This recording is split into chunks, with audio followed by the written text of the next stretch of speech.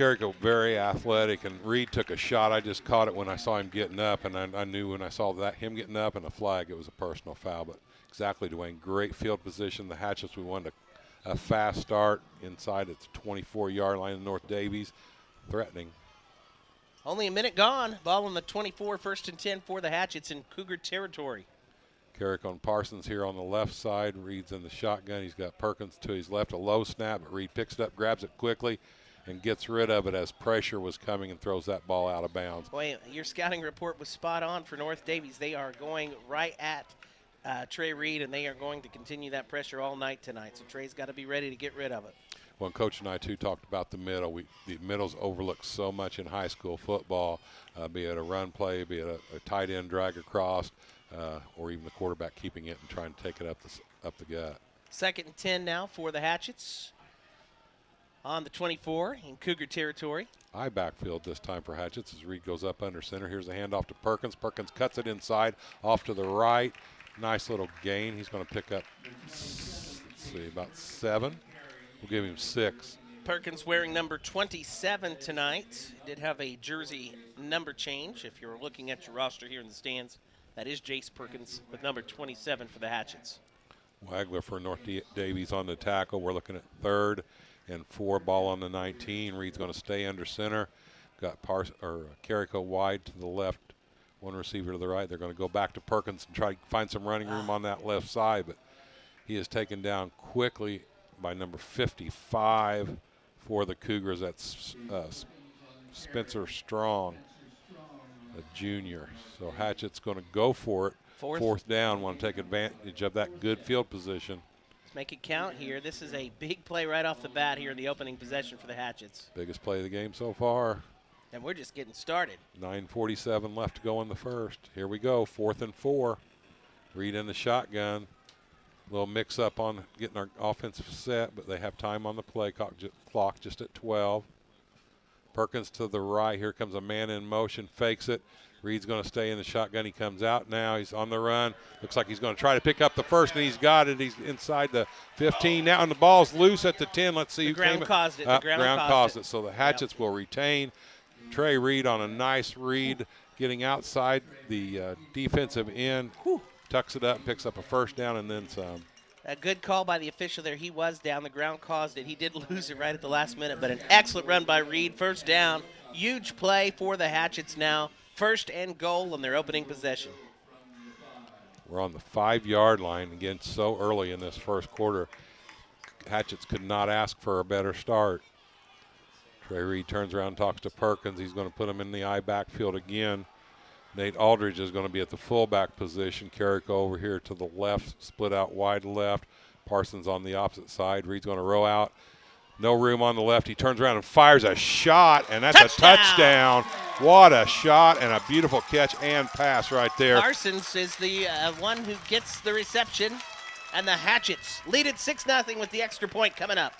I really like the quick decision-making that time of Reed. He tried to come out to the row out to the left. He had to turn, go back to the right, and just pinpointed a rocket for the touchdown. 8:49 left in the first quarter. Washington 6. North Davies nothing. Hatchets lining up for the extra point now. Kicker is Nathan Strange. Good snap. Hold is down, and the extra point is blocked. No good on the extra point. Low trajectory that time. Washington 6. North Davies gets their first chance on the offensive end when we come back after this quick 30-second timeout on WAMW.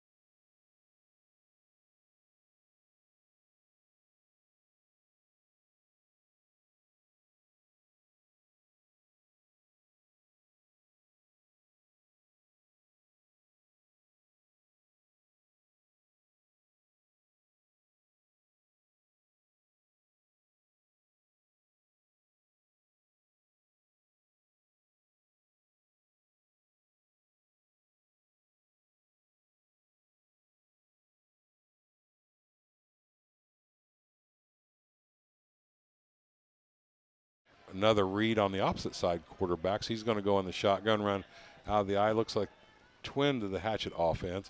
Going to look for a quick throw out across the middle. He finds his man. Hatchet defenders there very quickly and driving him back. 3 guys on the stop that time. Number 10 for the Hatchets, Hootsclaw. Number 24, Christenberry. And there was one other player I wasn't able to help get the number of. Tanner Reed, the quarterback, with the throw to Joshua Crescencloss, the senior, 5'8", 160 pounds. Stay in the shotgun. They try the draw up the middle, but the Hatchets are ready. Maybe got back to the line of scrimmage. I like to see that gang tackling, Dwayne. That was Hunter Fine getting the carry there. I'm sure the coach's son didn't have much room to go anywhere. Boy, North Davies going with the no-huddle quick offense. We saw that last week with Gibson Southern, too. We did. They're going to do like Gibson Southern did and try to wear the Hatchets down. So it's a 3rd and 3 on the 40. Reed puts a man in motion. He's flushed out of the pocket this time. He's got somebody deep, but whoa, that's a late flag. What was it? I'm afraid where it came, it's going to be pass interference on the Hatchets, but there wasn't. The ball was not catchable, or maybe they're going to call it grounding, possibly, because there was nobody over there. Yeah, intentional grounding against the Cougars. Okay, that sounds much better. Yeah, I'm thinking, who was he throwing it to? He actually had a man coming off the cut, just didn't see him soon enough and got rid of the ball. Coach Fine arguing his case over there, but that's going to bring it back. And yeah, that's a good call. Had it went over the receiver's head, might have been a little bit different, but I agree with that call. Hatchets outnumbering as far as sidelines go. The Cougars not quite doubling them, but nice to see so many young people out playing for the Hatchets. Cougars going to be forced to kick on a 4th and 8, ball on the 35 in Cougar territory. Hatchets with no one back. Oh, no, they're going for it. Okay. Or no, they're not. They're punting. No, we got to get somebody back. Oh, okay. Yeah, there's nobody back for the Hatchets. Uh-oh. Going to be satisfied with good field position. The Cougars are going to down at the 35-yard line. All right. That was interesting, Mark. I don't know whether the Hatchets didn't realize that it was 4th down or just chose to just, play it safe and make sure nobody was going to take off. 36-yard lines, excellent field position for the second possession of the ball game. Tonight's game brought to you by Myers LP Gas, Highway 57 North in Washington. Brian Emmons and his podcast, Birdie's Bourbon and Basketball. Follow Brian Emmons and the team at Impulse Radio for Birdie's Bourbon and Basketball. They talk sports each week on the podcast. It's 7.5 minutes to go in the opening quarter. Washington 6, North Davies nothing. 1st and 10 for the Hatchets on their own 36-yard line. Cougars just giving up 3 points, so already in the first quarter, Hatchets scoring 6. Reed in the shotgun. Perkins is to his right. Reed's going to look, and he's got lots of pressure. Nice job of spinning out, but too much Cougars there. He's going to maybe get back to, it's going to be a couple-yard loss, but too many Cougars in the backfield that time, Dwayne. Well, I tell you, North Davies sticking with their game plan of pressuring Reed, and our line's just got to give him a little bit more time. I know we've got some injuries on that line. That's a big factor tonight for sure. It is, and another big factor is number 54. You look in across the field there at the nose guard position. He's wreaking some havoc. That's Steffi. He's a big boy. Alex Steffi. He is a big boy. Great athlete there. 6'3", 275. As the Hatchets go back to the I backfield. Hand off to Perkins off the right side, and he finds a nice opening. Busts through there and is going to pick up some of that lost yardage and get about, we'll give him 4 on that with the nice spot. So nice quick hitting. I like that. I talked to Coach about that in our 2.5-hour conversation last night about making things quicker and simpler, and those dives to the right, dives to the left. It's going to be about a 3rd and 8 on the 38-yard line. Nate Aldridge running the play in. Out comes Seth Hostclaw. Reed looks like he's going to line up in the shotgun, keeps his buddy to the right of him. Perkins, 2 receivers to the left, 2 to the right. Let's get some protection here, a 3rd and long. Second big 3rd down of the game for the Hatchets, and here comes the heat. Screen pass, Perkins going to catch it out on the outside, spins out of a break. Wow. He's at the 40, gets it down into the 45, not able to pick up the first down. But it's all about the spot. It's going to be close. What a beautiful spin. Yep, the ball on the Hatchet fans wanted the first, but that is a good spot. He was shy. It's going to be close, though. Here's a big decision now for Coach Morris. Looks like he's going into it from where I'm sitting. But boy, Perkins was stopped. He just made a nice spin back to the right and got out of it. I like it. Each week we're talking about him and highlighting him, Mark. He is a great, great player for the Hatchets, and he's done some nice things early on in the season. He has, and I'm really happy with how the whole team's progressing. I think where we're at in the season with what we have, we're doing very well. Timeout. Coach wants to talk about it. Timeout on the field with 5:54 left in the opening quarter. It is Washington 6, North Davies nothing. 4th and 1 when we come back for the Hatchets. You're listening to Hatchet Football on WAMW.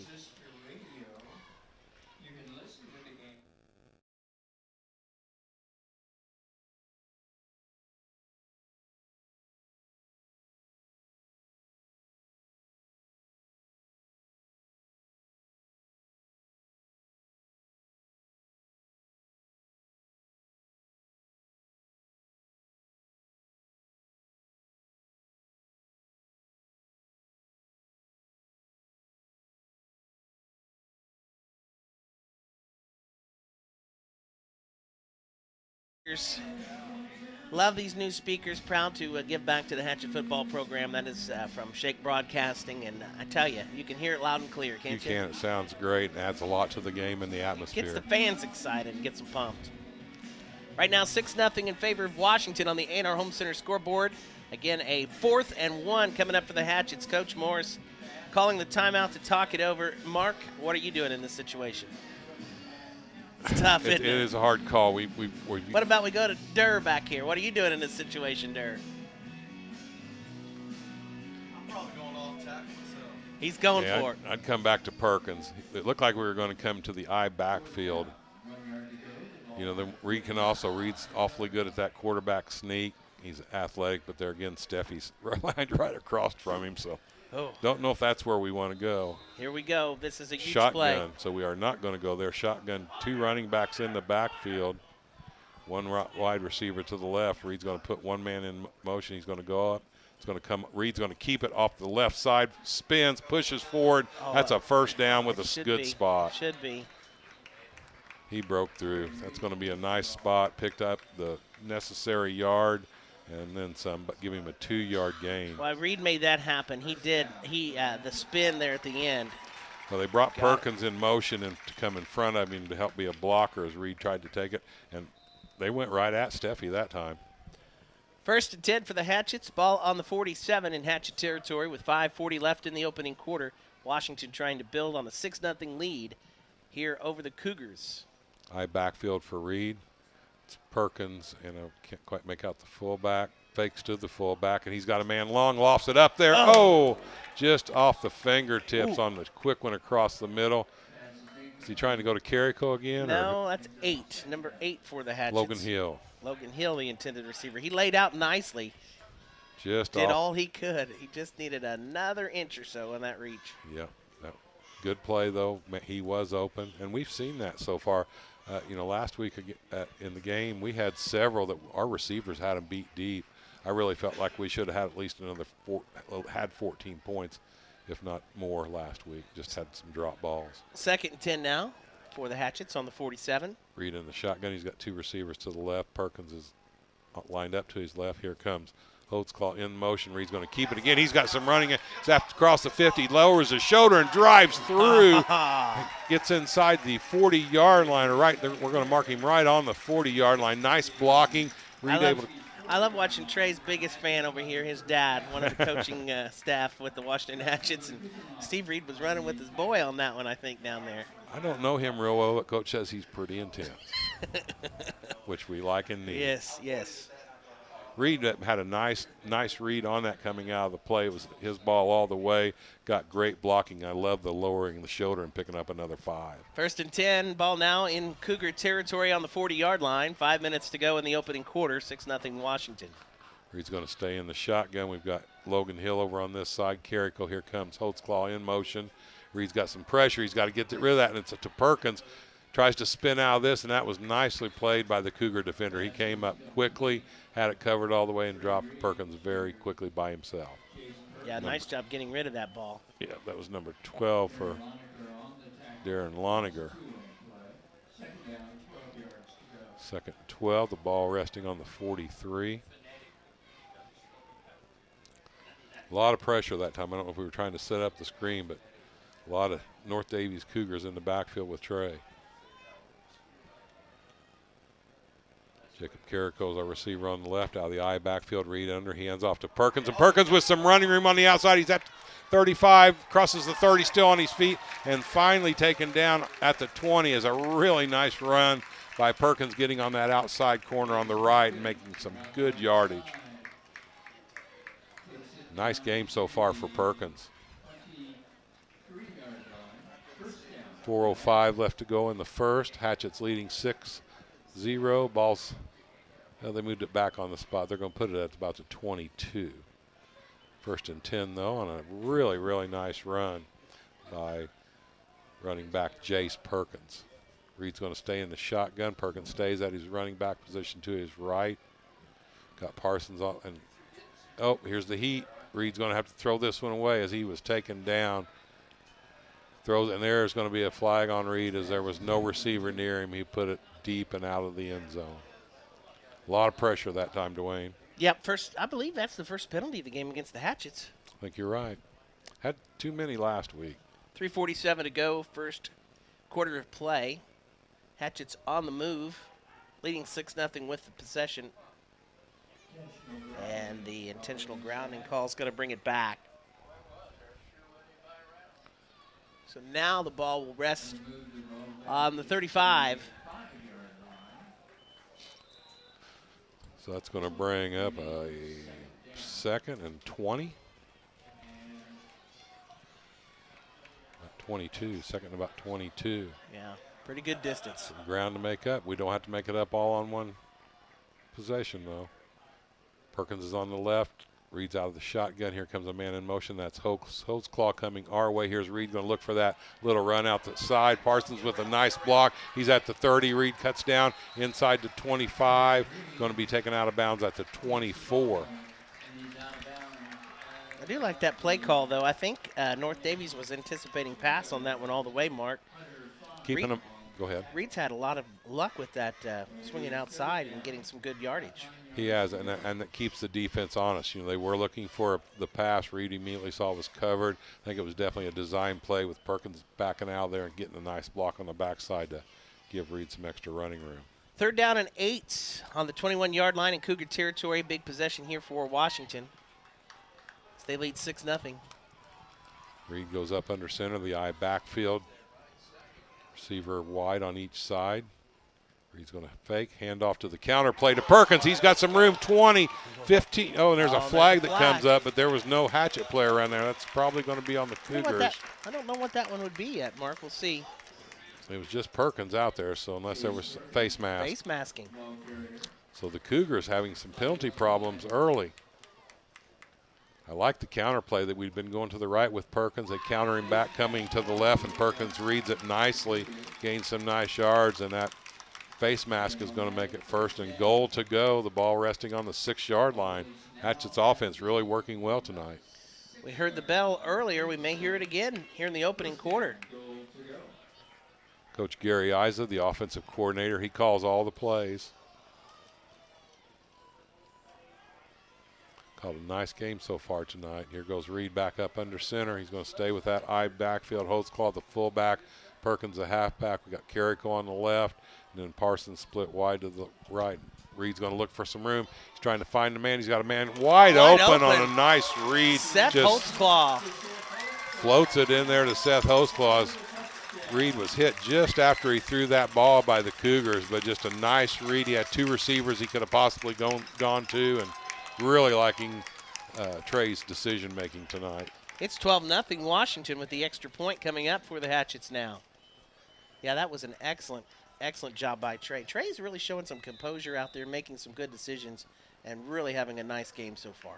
He sure is. Coach and I talked about last night, so, comparing him against the kid last week from Gibson Southern, it was just decision-making, and Trey must have heard me because he's making some great decisions tonight.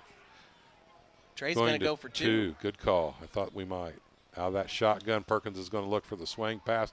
Reed is going to fire it, but his low ball, no chance there. No one was there. So Hatchets, 12, North Davies 0, 2:25 still in the first quarter. We'll be back after this 30-second timeout. You're listening to Hatchet Football on WAMW.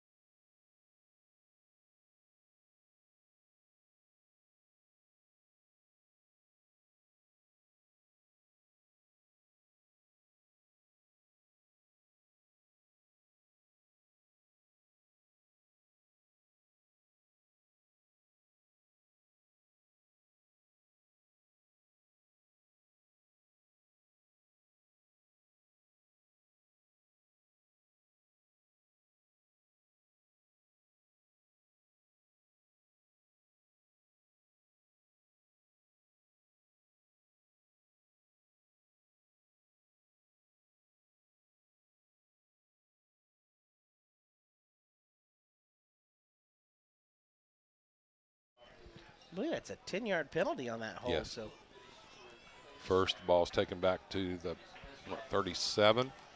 We'll give it to 38. First and 17 from the 38. Reed, the quarterback for the Cougars, stays in the shotgun. Nice snap. He fakes on the counter play. That goes trying to go off to the left side. That was number 6. Crescenklaus. Yep. Joshua Crescenklaus, the senior. 5'8", 160 pounds. Not a big boy, but he's quick. Got some good fancy footwork and worked through for a few positive yards there. Yep, he picked up about 8. Got him back closer to that line of scrimmage. Second 11 ball on the 41. Very important for the Hatchets defense to contain those gaps. Looks like McDonald is in there, one of the linebackers. He looks like McDonald's going up. He's going to showing blitz. High snap, but handled by Reed. Reed's trying to find it, and there the pocket collapses, and a beautiful sack is good pressure. Holtzclaw in there. Who else? Thurman, I see, 50 for the Hatchets. Seth Holtzclaw was the first to get his hands on him, though. Alden Broke through Arvin. nicely, and Hatchets caved in on that one. So big stop now, 3rd and 18, back on the 34. Loving to see that. Another one of those, Luke Gray up there on the defensive line. Good pressure. Hatchets came fired up tonight. Inspired play here in this opening quarter. Ramirez also one of the guys putting some pressure on. So I like this. They've got, is that Brock Thurman playing defensive end? Yep. Yep. They're looking There's deep, pass. puts it up there. Not a catchable ball. It's good coverage. We talked about that every week. I've really been impressed with our defensive backs on their That coverage. was Damian Garcia. Garcia's really played some good minutes for the Hatchets this year, too. Yes, he Another has. senior leader. Garcia's going to come back to get the kickoff now for Washington. Dangerous return man, as we saw last week. Loved returning kicks and punt. That's a blast. 4th and 18 on the 34, so the Hatchets are going to get good field position with this kickoff. See if we put some heat. Hatchet's bringing some players in right at the last minute. Here comes Holtzclaw. He's got a Nope, now they're saying Holtzclaw get back in there. See if the Hatch. Oh, and that was tipped by the Hatchets. It's going to take a North Davies row, though, 40, 35. It's going to be stopped at the 31-yard line. It looked like that ball was tipped. I couldn't get a number on who that was, but Hatchets have had good field position every possession. 12-0 our score. Washington with the lead, and they have the ball once again. Boy, I tell you, penalties have really plagued the Cougars in this opening. They sure period. have. They've had several. They sure have. Hatchet's defense playing very well tonight. Offense not doing too bad either. Exactly. Still in the first quarter. Seems like we played about a half, doesn't it? 30 seconds left in the opening quarter. 12-0 Washington.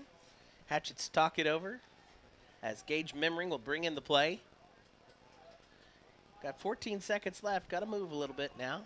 Hatchets have mixed it up nicely with the run and the pass tonight, and it's kind of kept the Cougars on the hill. Not quite. We're going to have a timeout. Timeout for Coach Eyes as the players were a little confused there. We'll take a timeout too. Washington 12, North Davies nothing. 30 seconds left in the first quarter. Back with more from Hatchet Hollow right after this on WAMW.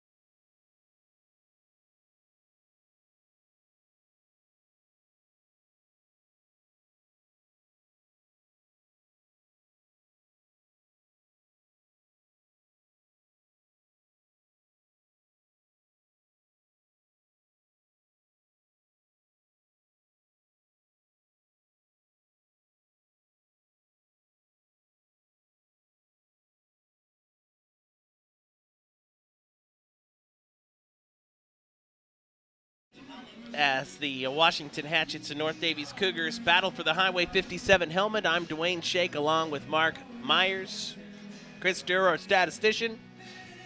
30 seconds left in the first quarter, 12-0 in favor of the Hatchets, and Washington has the ball when play resumes. Hatchets weren't set on offense that last time, so it was a good timeout as we come out and see what kind of play we have to probably end this first quarter. A really good first quarter for the Hatchets. Reed's in the shotgun. 3 receivers to the left, 2 to the right. Here comes a man in motion. That's Carrico. Reed drops back. He pumps, throws it back across. There's going to be a flag. Pass is completed. Pass to Nate Aldridge for about a 6-7 yard gain. But where that flag is, probably going to be a hold. That's what it is. Yep. So now the Hatchet's getting plagued with the penalty bug. That flag came in pretty early as Reed did have quite a bit of time to stand back there and bar. That was part of the reason. So now it's going to be a 1st and 20. First and more than that. 24. Yeah. 1st and 24 for the Hatchets. 1st and a mile. Deep in their own territory. Ball resting on the 18-yard line. Reed goes up under center this time. Holtzclaw's the fullback. Perkins is the halfback. They've been able to get Perkins across on that right side. Let's see if they go back to that. No, it's that counterplay, and Perkins is going to find a nice hoe on the left side, gets past the 20, ball's out, and that's the first turnover of the game. It's a big one as the Cougars are going to recover that. Number 55 for the Cougars, going to give the Cougars excellent field position. Spencer Strong, the junior, 5'8", 160 pounds, landed on that one, and boy, now North Davies has great field position with 0.8 of a second left in the first quarter. Defense is going to have to step up. Perkins did a nice job of getting through the hole, and they just. Oh, and now we got a penalty. Sideline penalty. Sideline. Telling them to back up. I don't think they're going to mark any yardage off, but wanting to let the Hatchet bench give them a warning to back them up. So Reed for the Cougars comes back in with the best field position yet this game. We're still in the first quarter. Hatchet's leading 12-0. Fine is in the backfield. High snap, and boy, Reed did just a heck of a job to even be able to hang on to that ball. But oh boy, I'll tell you, the quarterback Fine is slow, or excuse me, not Fine. The quarterback Reed is having a tough time getting up there.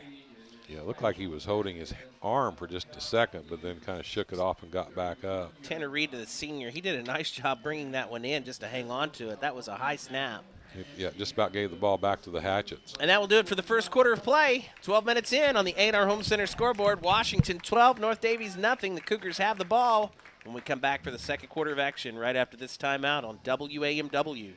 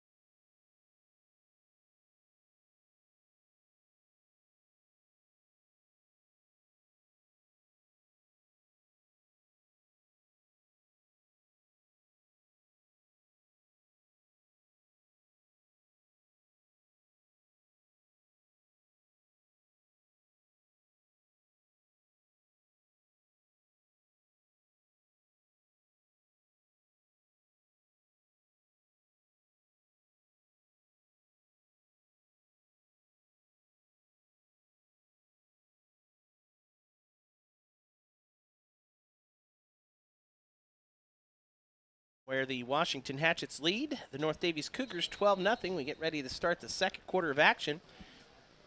North Davies with the ball and their best chance. Reed's in the shotgun. He tries to put a man in motion. He's going to try to look for the swing pass out to the left, and a nice fingertip grab. Miss on the catch, or on the tackle. Goes for a completion, brought down right inside the 20-yard line at the 19 on a nice little catch on the quick out to the left. Zoe Jeffers, you got to give him credit for that number 8 for the Cougars. I mean, that's using every piece of your hand that you got. That was on the fingertips, and he pulled it in somehow. Got good positive yardage. Yeah, he pulled it in quickly and made something happen out of it. 3rd and 4, the ball on the 18. Just started the second quarter. Hatchets leading 12-0. Tanner Reed in the shotgun. Coach's son Fine is on the left side. High shotgun snap again. Here's pressure. Tries to get it away, and he does. That's a high, dangerous ball, but a nice completion that time.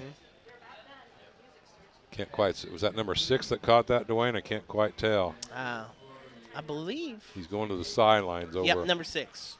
Cruz and Klaus. Yep, he's been the go-to guy for Tanner Reed here this opening half.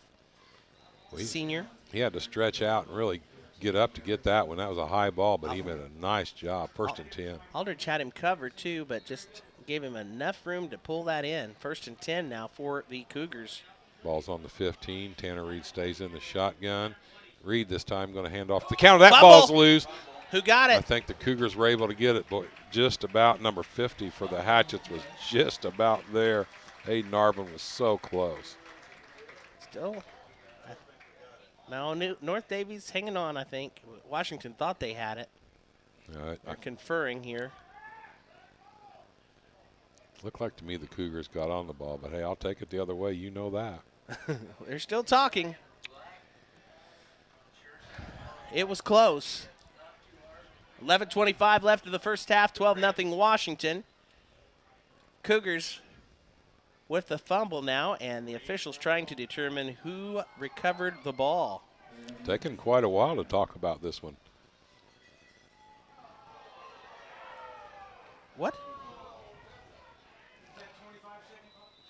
That's, I don't know what we called. They just basically called nothing, went back to the play, and it like it never happened. 2nd and 10 for the Cougars now. So North Davies maintains possession. Ball back at the line of scrimmage at the 15. Reed's going to look at the shotgun, makes a pump. He's going to try for the deep corner, but good coverage that time by the Hatchets. And that's Aldridge back there again. Good job by Aldridge. He's done a fine job all year long. I really like his play. 3rd and 10. Big stop here coming for the Hatchet defense now. Aldridge, just a sophomore, really stepping his game up young. 11:20 to to go in the second. Hatchets again up 12-0. 3rd and 10, ball on the 15. Reed's been in the shotgun. He's got triple receivers to the left. Let's see if he looks that way. He does not. Ball tipped, and he goes to the running back out of the backfield, flag in the middle of the field. Man, it's been a lot of flags in this opening half. Yeah, good chance that one's going to be a hold, too. Both sides have suffered with it, but more so to North Davies in this first half. Nice catch by Fine coming out of the backfield, but it's going to be negated by the penalty. Coaching staff for the Cougars not going to be happy with all these penalties. Now they've had several. And key penalties, too. That's a case where the pass was good, and they were going to be close to, and now a flag on the sidelines. Uh-oh. Not sure what happened there, if it's against the coaching staff or what. I'm thinking one of the coaching staff seems to be pretty upset. Did they pick it up? No. They're warning. Yep. Both sidelines have. Okay. Both sidelines have had warnings now about getting onto the field. Well, we talked about how much this game means to both sides. Both sides really are intense right now. 3rd and 28, the ball on the 27. Don't give up the big play here. No, but we need to really put some heat on Reed. And a timeout going to be called by the North Davies Cougars. 11:14 to go, 12-0 Washington. Timeout on the field. We will be back right after this. You're listening to Hatchet Football live from Hatchet Hollow on WAMW.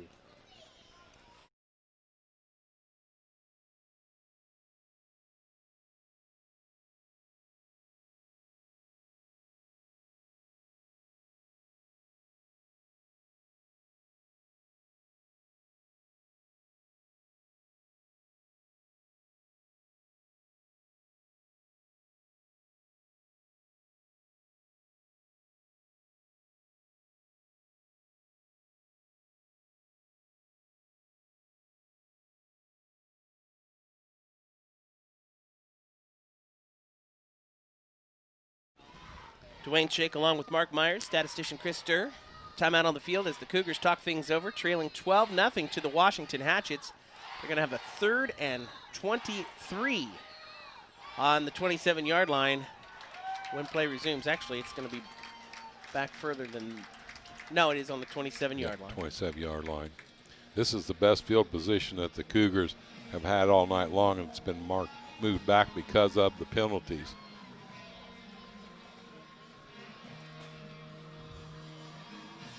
Hatchet's defense playing really well so far. The scores on the night, Reed had it with his legs, and then he also threw for a touchdown to Parsons in that right side of the end zone to put the 12 points that we have on the board. Pepsi's the official soft drink of the Washington Hatchets, and proud to sponsor tonight's high school football matchup under the Friday night lights.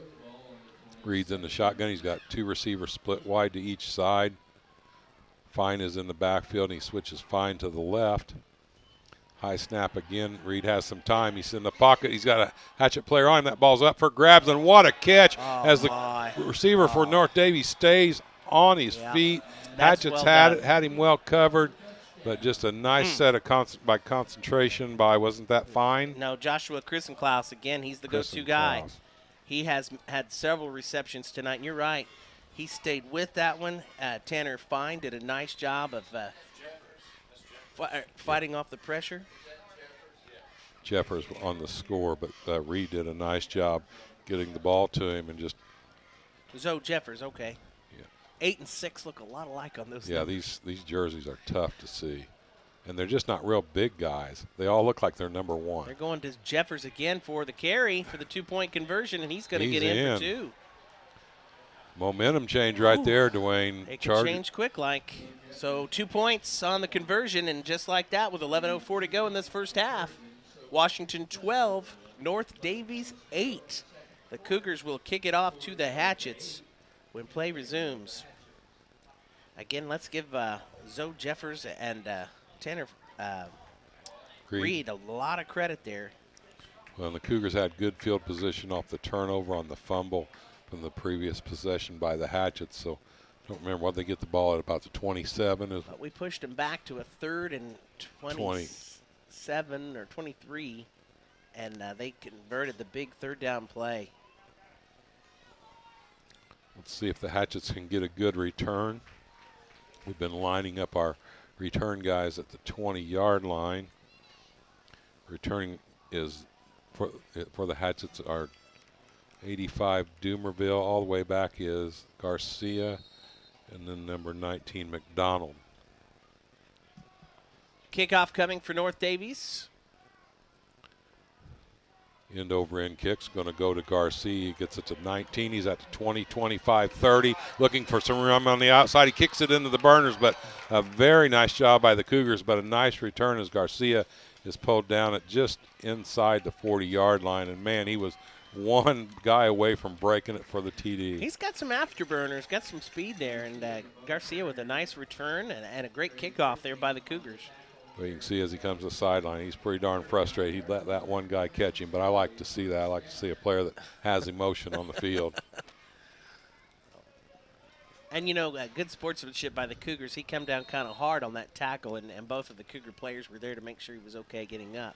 I think it was 55 on the stop for the Cougars. Spencer Strong, we've called his name out a couple times. He really hustled out there to make the stop.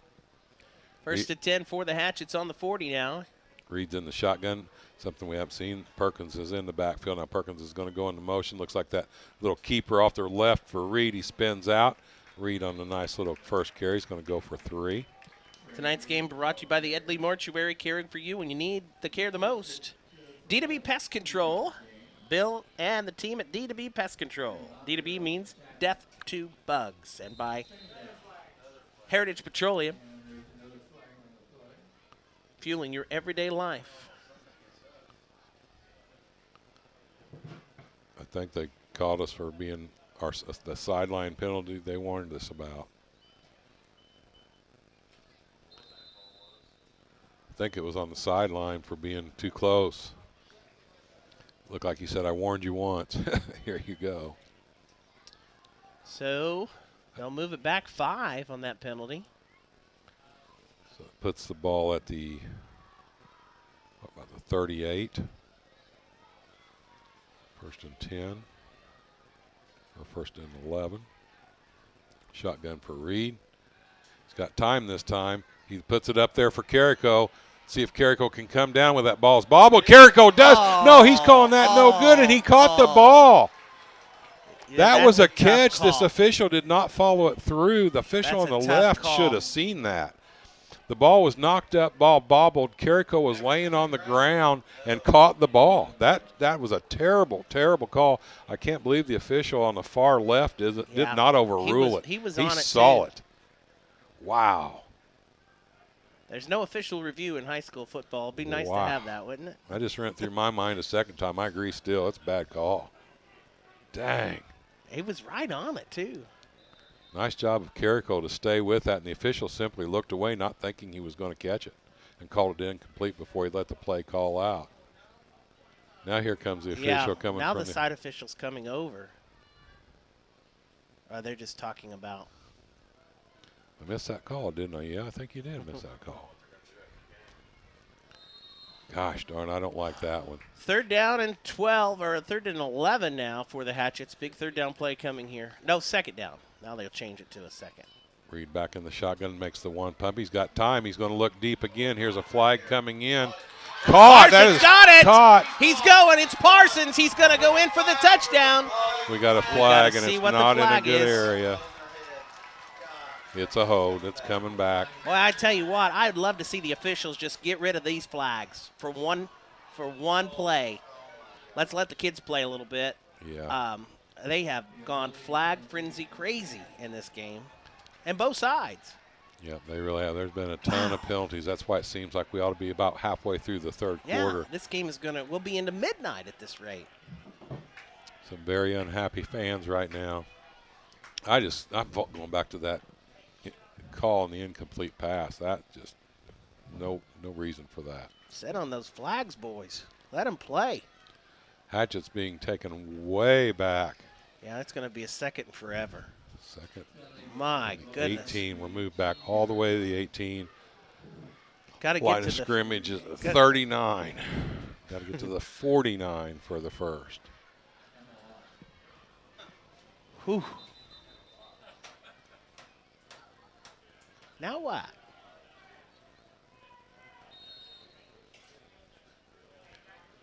Here we go. Again, third and, oh, they're putting it at 32 yards. Third and 32. 3 receivers to the right. Reed is the lone person in the backfield out of the shotgun. Here comes the pressure. Reed's going to look to the scramble out to the left. He's got a lot of room. He's at the 30, keeps it on his feet. 35, pushes down, gets very close to that line of scrimmage. Good run there by Reed, a good positive yardage. So it's going to be 3rd and about 10 now as he does get back to the original line of scrimmage. Whew.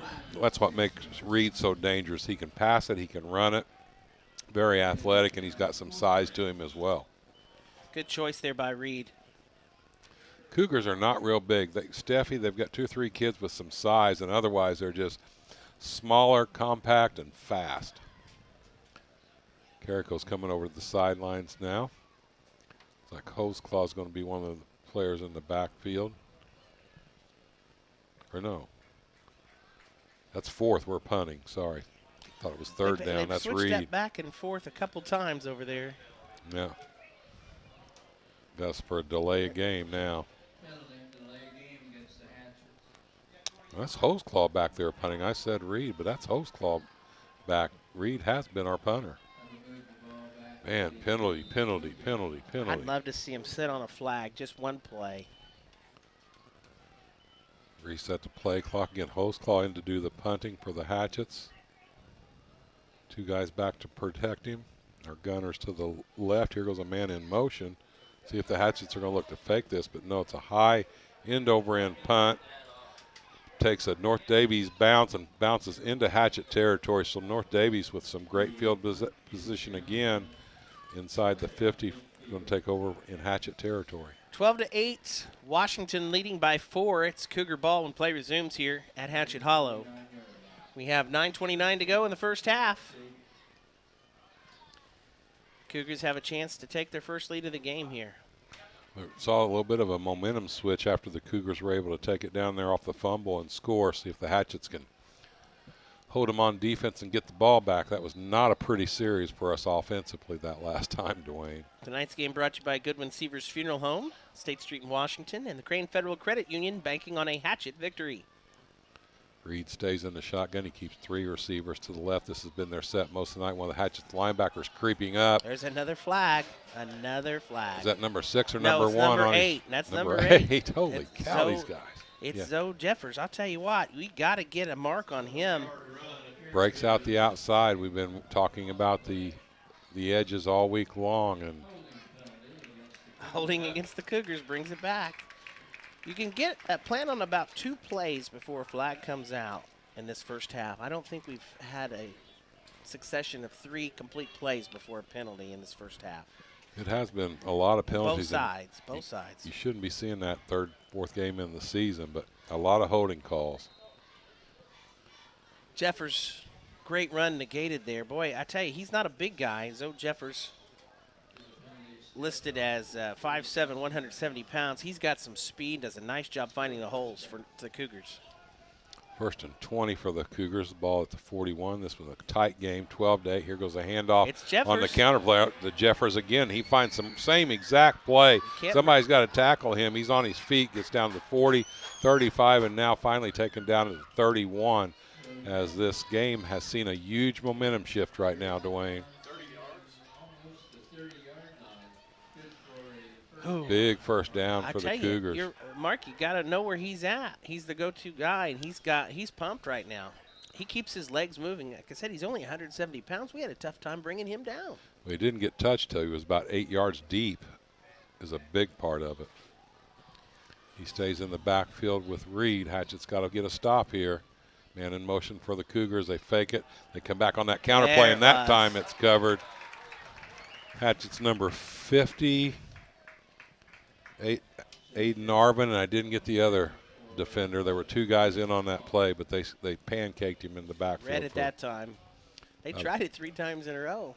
4-yard loss. If it ain't broke, don't fix it, they say, but Hatchets put a little crack in it that time. Defense has to stay alert.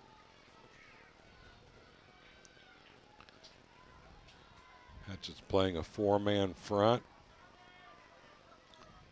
Reed in the shotgun. He's going to look deep again. This pass. Oh, boy, I thought there was going to be an adjustment interception as a defender. That was Memmering trying to come back and make a play. And, boy, if he could have set his feet, he about could have picked that one. He had a hand on it. 3rd down and 14. Ball on the 35. 8:01 left to go in the second. We got a barn burner, 12-8. Hatchets leading. Knew it was going to be a close one, Dwayne. I just really felt like this was going to be a close game. It's a battle.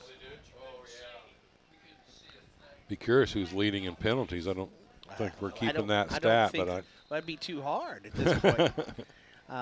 Timeout. North Davies will take one, too. 8:01 to go. First half of play on the A&R Home Center scoreboard. It's the Hatchets 12, North Davies Cougars 8. We'll be back with more from Hatchet Hollow right after this on WAMW.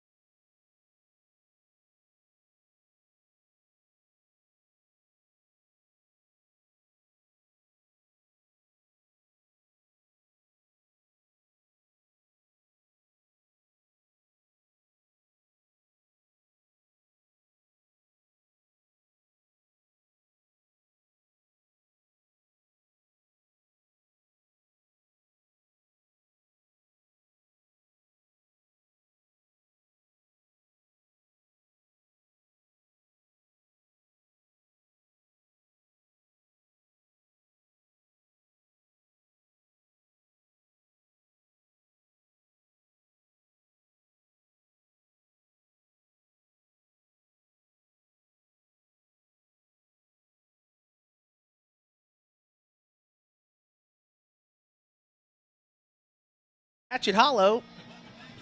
Dwayne Shake along with Mark Myers.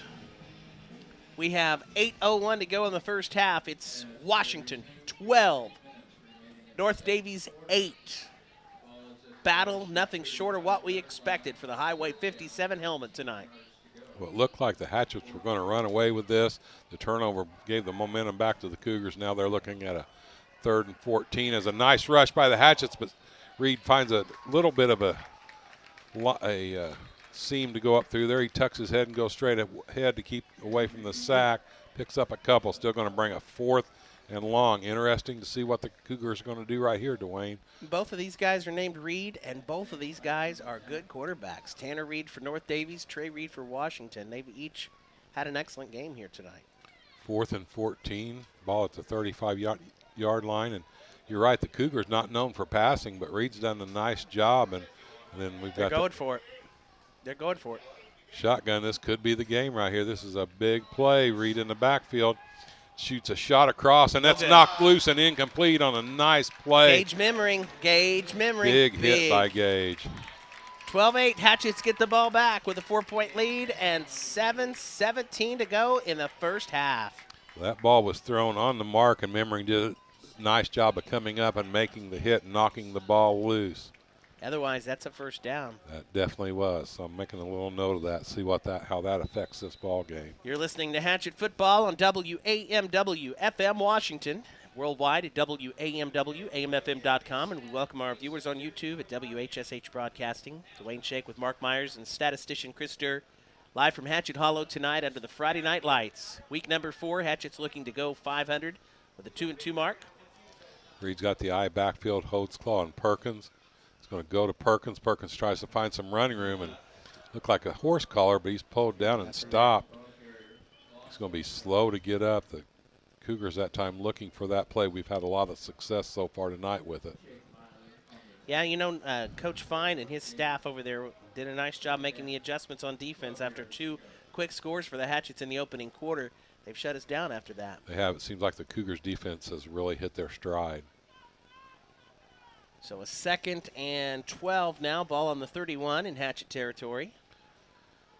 Looks like we've got Parsons over here and Holtzclaw. Perkins is the running back. Here comes Carrico across the front of Reed in motion. Reed's going to look to that outside run again. Some good blocking on the outside. Reed tries to plant a foot, Nothing. steps, and just good pursuit by the Cougars, known for their defense, and it has really stepped up in the last 8 to 9 minutes. They read that one well. Got a penalty update from Mike Myers, the Times-Herald. North Davies has 6 for 57 yards. Washington has 4 for 41 yards in this first half. Neither coach is going to be happy with that. Thanks, Mike. 3rd and 9 from the 34. Big play coming up for the Hatchets here. Yeah, we need to pick up a first down. We need to get something coming to switch this momentum back. Under 6 minutes left to go in the second quarter, first half. Reed in shotgun. Perkins stays in the backfield. 2 receivers on each side, 1 in the slot on each side. Perkins flushed out. Reed's got to get rid of that. He does. Throws it in just off of Hoseclaw's finger. It wouldn't have been nearly enough for the first down, but good job by Reed to get that ball away and towards a receiver. But Hatchet's going to be forced to punt again. When the Cougar pats Seth on the back. Seth had a girlfriend, a graduate of North Davies, so I'm sure he's probably got some friends on that other sideline. Probably so. Almost pulled that one in. It wasn't going to be enough for a first down anyhow, so the Hatchets will be forced to kick it off here.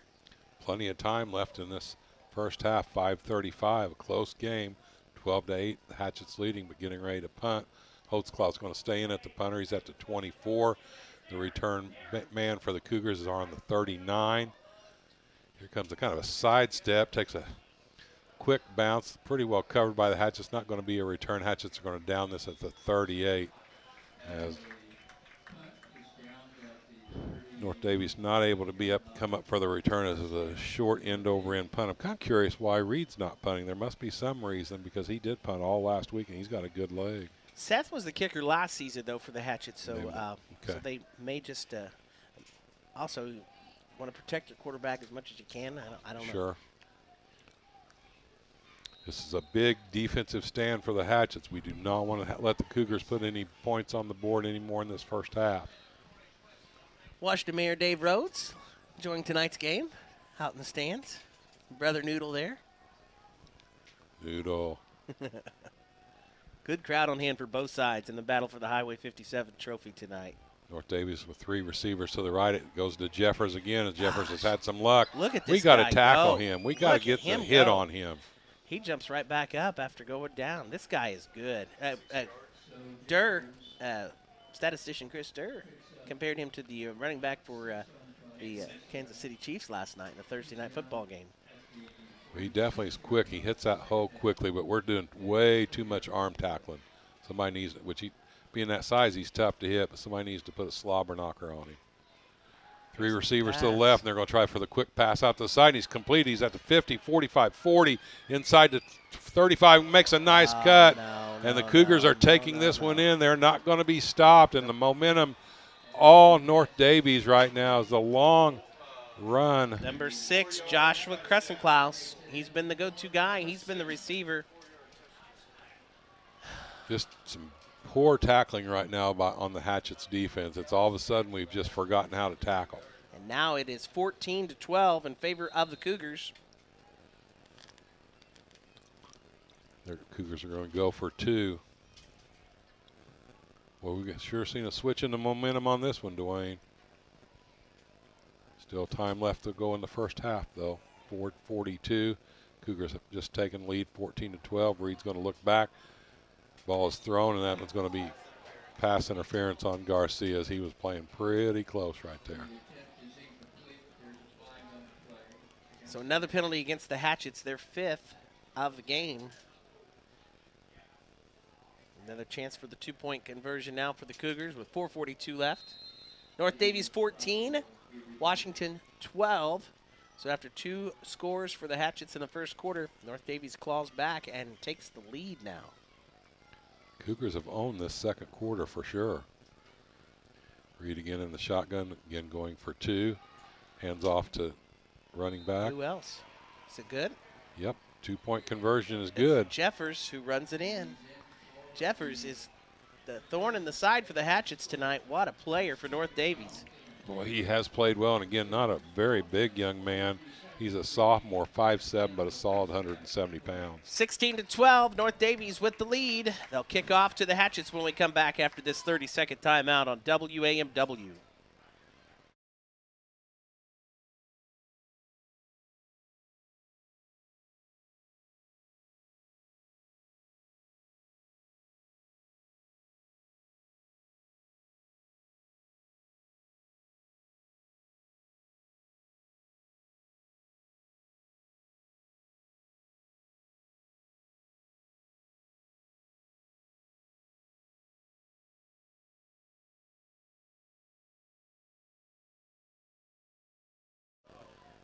Welcome back here to Hatchet Hollow. The Cougars set to kick it off, leading 16-12 on the A&R Home Center scoreboard with 4:42 left in the first half. They go onside trying to catch the Hatchets sleeping. Good alert play and good field position as a result. 58 for the Hatchets with Luke that. Gray. Good Nice job by Luke. Luke. He laid on that one. Yep. And like somebody said here in the booth, that's going to give the Hatchets the best field position in the second quarter so far. Well, let's do something with it, boys. First and 10 on the 44, Hatchet territory. Washington needs a score. They trail 16-12 on the A&R Home Center scoreboard. 4:40 left to go in the first half. It was all Hatchets first quarter, all Cougars so far in the second. We need to change that right now. Reed's going to go back to the I backfield, Holtzclaw and Perkins. One receiver split to wide to each side. Handoff is going to go on the left side, trying to find Perkins. Perkins gets a nice little hole right there, bust through. He's going to go for about 6 yards. That's a nice, good first down play. Second and 4 now for the Hatchets, right at the 50-yard line. I'd like to see him hitting that hole quick, no dancing around. There's the hole. Go get it and make some yardage. And we're just, nose is just now in the Cougar territory, so we're going to say the Hatchets are in Cougar territory. Second and 4. Reed's going to go back to the shotgun this time. Perkins is in the backfield to the right. 2 receivers on the left. Here goes Carrico in motion.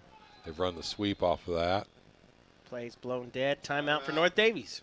Cougars didn't like that defensive setup. Timeout on the field. North Davies talks it over now, leading 16-12, 3:54 to go, first half of play. Stick around for our halftime show. We will visit with the IHSAA Commissioner, Mr. Neidig, talking about this week in high school sports. We'll also recap first half stats and get you set for the second half. Again, the Highway 57 trophy on the line tonight. Washington and North Davies, the 2 county rivalries, head-to-head here at Hatchet Hollow on a beautiful night for high school football. I want to remind you, open wheel racing coming your way this weekend here on Memories 107.9 as we'll bring you IndyCar racing action. Tomorrow the racing begins at 4:30 and on Sunday back at 12:30. Open wheel racing, Indy Racing League action this Saturday and Sunday on Memories 107.9 WAMW. Really like to see the Hatchets punch one in and get some points yet in this second quarter and try to get some of that momentum coming back our way. That ought to do it. Little Black Betty ought to get Eddie ought to Jam. Hey, you got a picture from the Montgomery campground with the Collisons, Wagglers, and the Flints listening to Hatchet football tonight. Enjoying the game. Thank you so much, guys. Appreciate that. What a beautiful night for camping and what a beautiful place in Montgomery Roten Park. Boy, it is a super night for a campfire and football. You got that right. Welcome our listeners and viewers. Glad to be with you on this Friday night. We're glad to be playing high school sports in 2020. Sure. I think one of your employees and some friends of ours are listening on some sandy beaches somewhere, That's aren't right. That's right. Pam Harwood, Loretta Kendall. That's a wild Beth crew if Whitmer. I've ever seen one. No doubt. Here we go. 2nd and 4 now for the Hatchets. Here goes Carrico in motion. We're going to go back to the same play we had called. That's Reed with the play action pass. He's got a man deep. He puts it up there wide, and it's going to be a pass interference call. That's big. Excellent offensive call from the line of scrimmage. Thought that Reed was going to keep the ball and run out for that little sweep. Tell us, Mark, on that rule. He put his arm up, but he did not look back for the ball at all. Right. He was not playing the ball at all. He knew he was beaten. He did all he could do. I think in high school, they're going to come back to where the line of scrimmage was and mark off, looks like 10. Nope, we're going to give him 15. So moves the chains, first down, Hatchet ball, 35-yard line. Big play. Big play. Nice call. Parsons had him beat from the start. They totally fooled the North Davies defense that time and results in a nice game. All right, 1st and 10 now on the 35 in Cougar territory for the Hatchets. 3:47, I backfield. Reed takes it, hands off to Perkins off the left side. Perkins makes a nice cut to avoid that defensive end. I thought the defensive end had him dead to rights, but he cut inside and went for 4. We talk about Zoe Jeffers for the Cougars. Well, he's had a big night tonight. You could talk about Jace Perkins. Those two are a deadly combination on each side on offense. They really are. They both hit the hole quickly. Jeffers' stats are going to be a little bit skewed because of the penalties that have been called back. But he's had some long runs. Let's go, Hatchets. Let's get some points. 3:14 now. Again, Hatchets down 16-12. Second 6 from the 31. Trey Reed's in the shotgun. Puts Carrico in motion. This is the play they run, that little quarterback keep, and that's what they do, looking for running room off the right side. Lowers his shoulder. Not much there, but going to pick up about 4.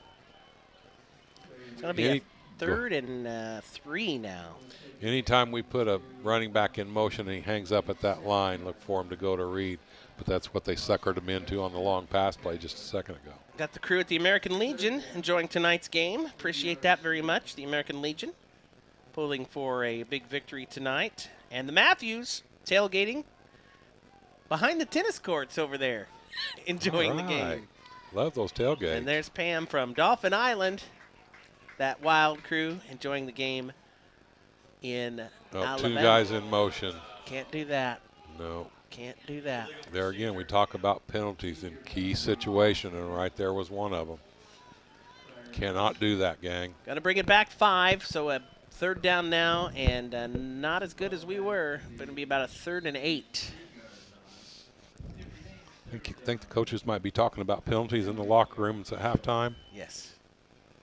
For sure. That'd be the 6th, I believe, on the Hatchets. That and the officials are going to be icing the arms. Oh my. Well, that'd be 12 or 13 total penalties in this track. first half. Reed's in the shotgun. 3rd and 7. Here comes Carrico in motion. They're going to try to send Reed out to the right. He's going to cut back across. Not any time room, but a nice spin by Reed. He's in the 40. Still trying. He didn't 30. give up on that. Just had nowhere to go. He was short field, not much there. So Hatchets, let's see what we do. 4th down and, 6? Minute and a half left to go. Go for it. I say go for it, Mark. I do. Yep, go for it. Carrico comes out a little bit gimpy. Excuse me, Hoseclaw. No, that was, who was that? It was Hoseclaw. Reed's going to call a timeout. Or no, we got something they're bringing Garcia to the sidelines for. Not sure what that's all about. Equipment issue. Gage Memmering comes in for him. 4th and 8 from the 34. This is a big play right here. 1:15 left to go in the half. Cougars leading by 4. See what the Hatchets dial up. We're looking at 8 seconds on the play clock. They need to get this one going. 6 seconds. Reed puts Memmering in motion. Out of the shotgun. Memmering's got a man deep. Or excuse me, Reed has a man deep. Oh, nearly brought in by Carrico. That was in his hands. And good sportsmanship again as Carrico pats his defender on the back. That was number 23 for the Cougars. I thought that was way overthrown. Kobe Owens, a senior, 6'1", 130 pounds. And, boy, it was in his hands and just popped out. I didn't think Carrico could get underneath. I thought it was well overthrown, and he did. Carrico has been he's a great receiver for the Hatchets. Nice target for Trey Reed. He can cover some ground. And, again, I think it was Kobe there that just got that hit right on time. 54 seconds left to go in the half. Let's see if the Cougars try to put some points on the board. Better look out for Mr. Jeffries. Reed goes to the air, and that one, thought it was going to be picked. It's number 9. Slobber knocker by Nate Aldridge. The sophomore comes up hard. I thought he was going to pick that one. Makes a great stop. I think that was worthy of the slobber knocker call. That was a nice slobber knocker, and just well played. 35 seconds. Clock continues to run now. Cougars in the no huddle, trying to get another playoff with a 2nd and 6. Reed stays in the shotgun. He's flushed out to the right. He goes deep. He's got a man deep. Overthrown and incomplete off the fingertips. No good. Stops the clock, though. 23.5 seconds to go. It's going to give him one more shot at the end zone. What a half. This has been a good game tonight. Nothing short of what we expected. Definitely an exciting football game. 16-12 in favor of the North Davies Cougars on the A&R Home Center scoreboard. 3rd down, 6. Watch for the little draw. to Jeffries right across the middle just with the counter play. There it comes. It's number 3 on the run, and they will bring him down. Webster getting the carry there, Austin Webster. Cougars trying to hurry it up, 16.9 seconds, but their clock stops to move the chains. And that's that same little play they keep running. That time goes to Webster. Start the clock, 14 seconds. This should be the last play of the half. It's going to be Reed's going Reed to back look to the throw. air. He flushed out, looking to run the sidelines. He runs out of bounds, which is going to kill the clock. This gives him a little more time to set a play here. This has been an extremely tense last 30 seconds of this half. Well, and credit to Cougars on their hurry-up offense. Exactly. They are moving the ball up the field. Yep, they could have taken a couple knees, been happy to go in with the lead at 16-12, but they're going to try to put some points on these Hatchets yet this first half. Reed comes in off the sideline. Play clock's just down to 27 seconds as it just starts. Get some heat on him. Look for that little counter play to the running back out of the backfield up the gut. Nope, it's going to be a pass all the way. Reed winds up, looking deep. He's been flushed out of the pocket. He's down. And he's going to be sacked. And there's the horn at the half.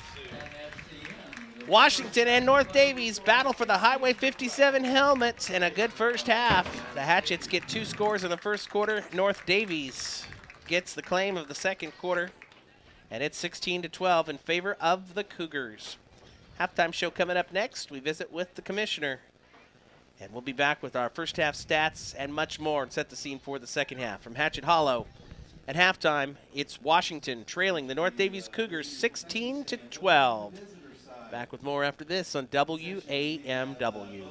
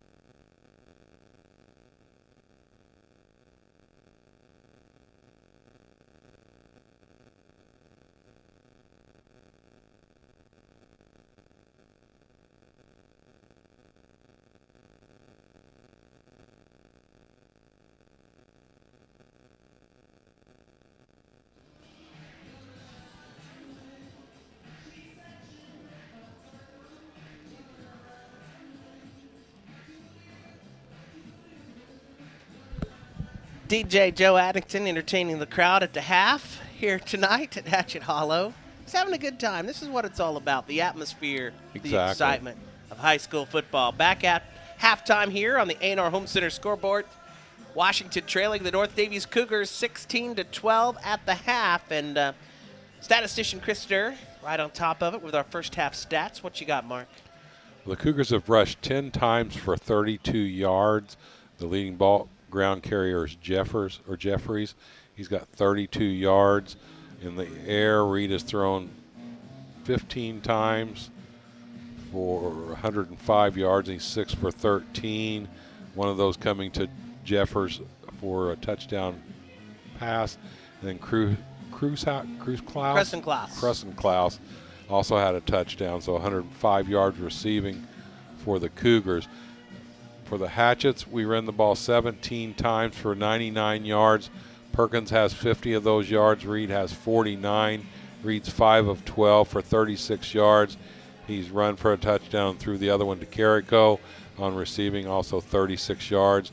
The big turnover for the Hatchets was the fumble that kind of started the momentum fading over to the Cougar side. Turnover-wise, sack-wise, Hatchets have had 4.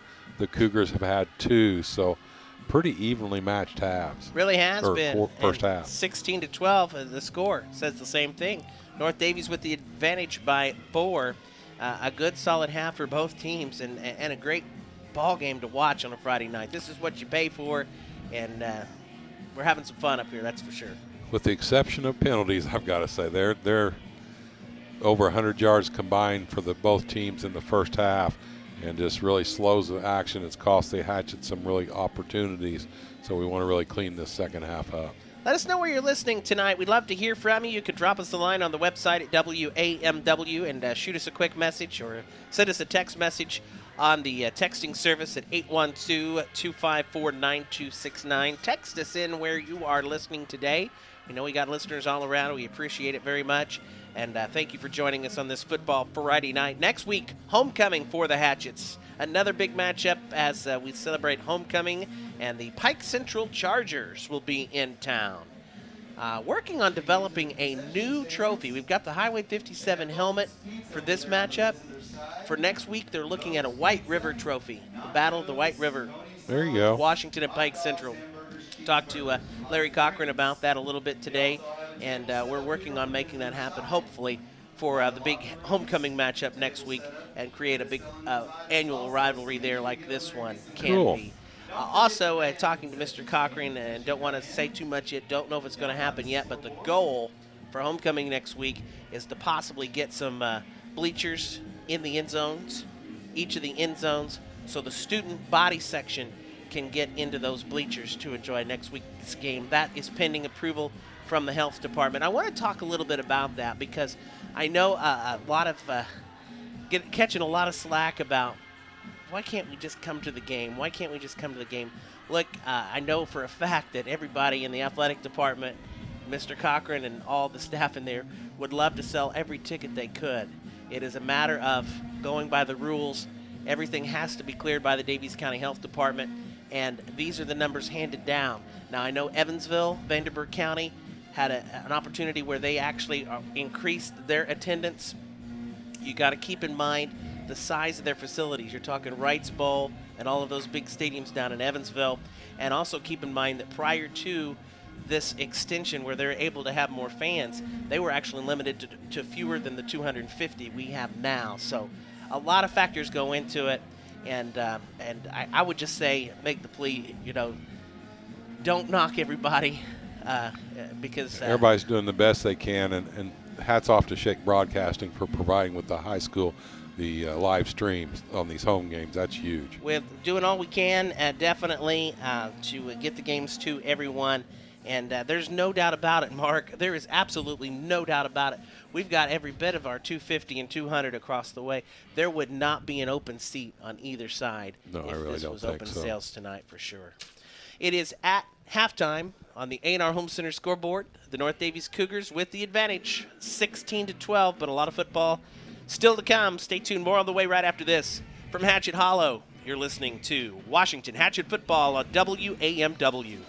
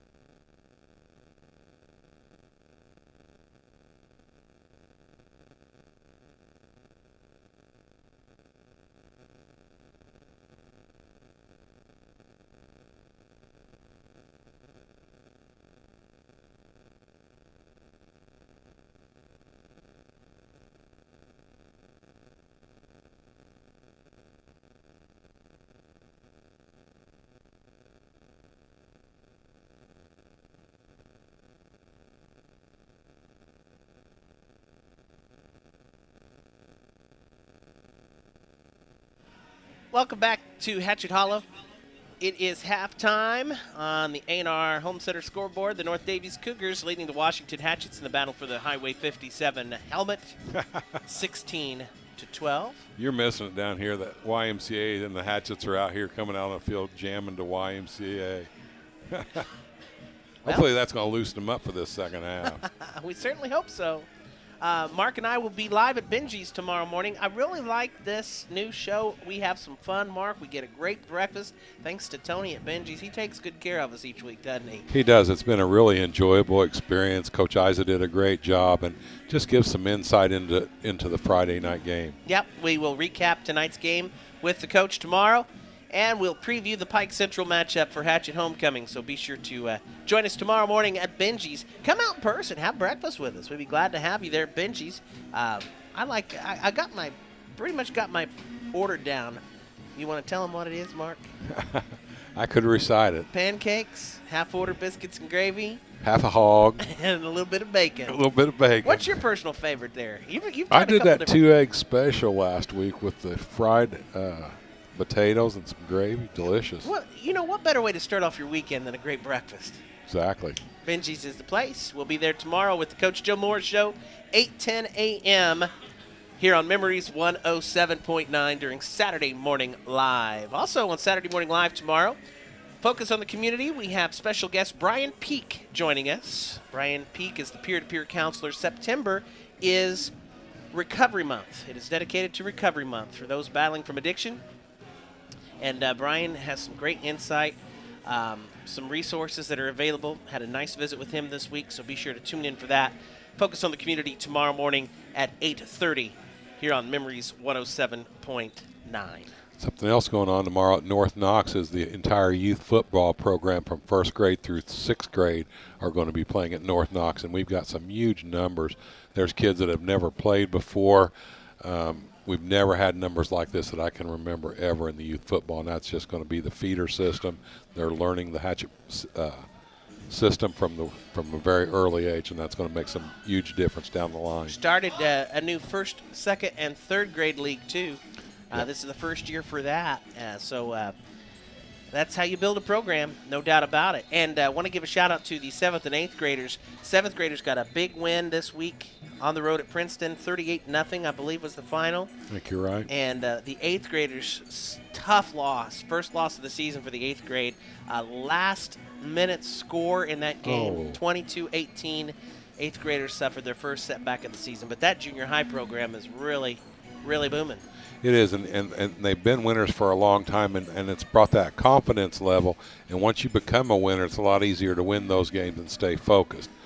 Cougars are going to get the ball to start this second half, and it's imperative for our defense to come out and be ready and not give up any long plays. We need to get the ball back and get the momentum coming our direction. Your prescription for success in the second half and the key to a victory, Mark just mentioned it, brought to you by Williams Brothers Healthcare Pharmacy, your hometown pharmacy. Williams Brothers, the crew, proud to support our area athletes. Want to thank some other sponsors. The Washington Chrysler Center. Washington Chrysler Center has Ram Power Days underway now, and Jeep Adventure Days. You need to take a test drive. Boy, I drove by today. They were booming. Lots of people checking out new vehicles at the Washington Chrysler Center in downtown Washington. Hatchets players come to the bench looking for the fans in the stands to give them some energy, so it's good to see players asking for that. Garcia out there trying to get the team fired up. Aldridge out there, the sophomore. I really like how that young man has stepped up and become a leader at a very young age. Well, here's your gut check. Here's your second half of action. You know, these are the years you remember. Mark, you still share stories of your high school football days. It never gets old. Talk to my wife. They get a little old for her, but but that's what I'm talking about, building memories it's right memories. Here. And one that you'll always remember is the battle for the Highway 57 trophy if you're one of those players on the field right now. Yep, you definitely do. You remember the good and the bad, the one that got away from you, the would have and could haves, but a lot of good memories. And football's a team sport. You got to have everybody giving the effort the full time. Ladies and gentlemen, Al Bundy right here beside me, helping with the broadcast tonight. What high school did he play for? Al Bundy. Polk High. Thank you very much, Krister. 4 touchdowns, 1 game. 4 touchdowns in 1 game. Mark beat that. Mark beat that. Little AC/DC to There get the you fans go. ready to go for this second half of action. Thanks for joining us tonight for an exciting matchup here at Hatchet Hollow on WAMW. This is slobber knocker music. That's Down there and rattle somebody. Nate Strange puts the ball on the 40-yard line. He'll kick it off for Washington as the Cougars receive to start the second half. Hatchet's working left to right on your radio dial from our vantage point here in the press box. Here comes a high kickoff. Going to be taken in at about the 26 for the Cougars. He's got some running room. And uh-oh, Jeffers is so fast. Man, he rounds that corner, gets into Hatchet territory. He will not go down. That boy will not go down. He's quick. We really have to get some pursuit and stay in our lanes on him. He's going to be a factor in this second half if we can't find a way to slow him down. We've said his name all night tonight, and he has been a thorn in the side. Zoe Jeffers is a junior, 5'7", 170 pounds. Not a big frame, but boy, he plays big. And he's solid. That's a solid 170 pounds. Give a shout out to Todd and Lori Gress and family listening tonight. Reed's going to be in the shotgun. He's been in that about 75% of the time. He's going to hand it off to Jeffries, and Jeffries again shoots through right up the gut. That guy. And he is, man, you can't even call the yardage out. He busts through there so fast. He's finally stopped at the 16-yard line, and he's finding too much running room inside there, Dwayne. And it was number 8 for the Hatchets, the savior there, and that is Logan Hill. Hill got his legs, or he was in for the score. I think we're going to just load the lineup and just stop this running game. He's a freight train. I mean, he's on a mission to single-handedly put another score on the board for the Cougars. So nobody's even getting a hand on Reed this time. Pulls it out of Jeffries, and he's going to try to get some room, but runs out.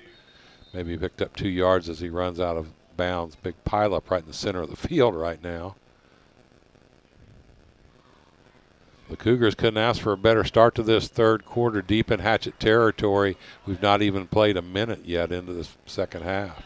Shout out to the McClures listening in today. Thank you very much. Enjoying Hatchet football tonight on WAMW. Penalty on the Cougars. Good deal.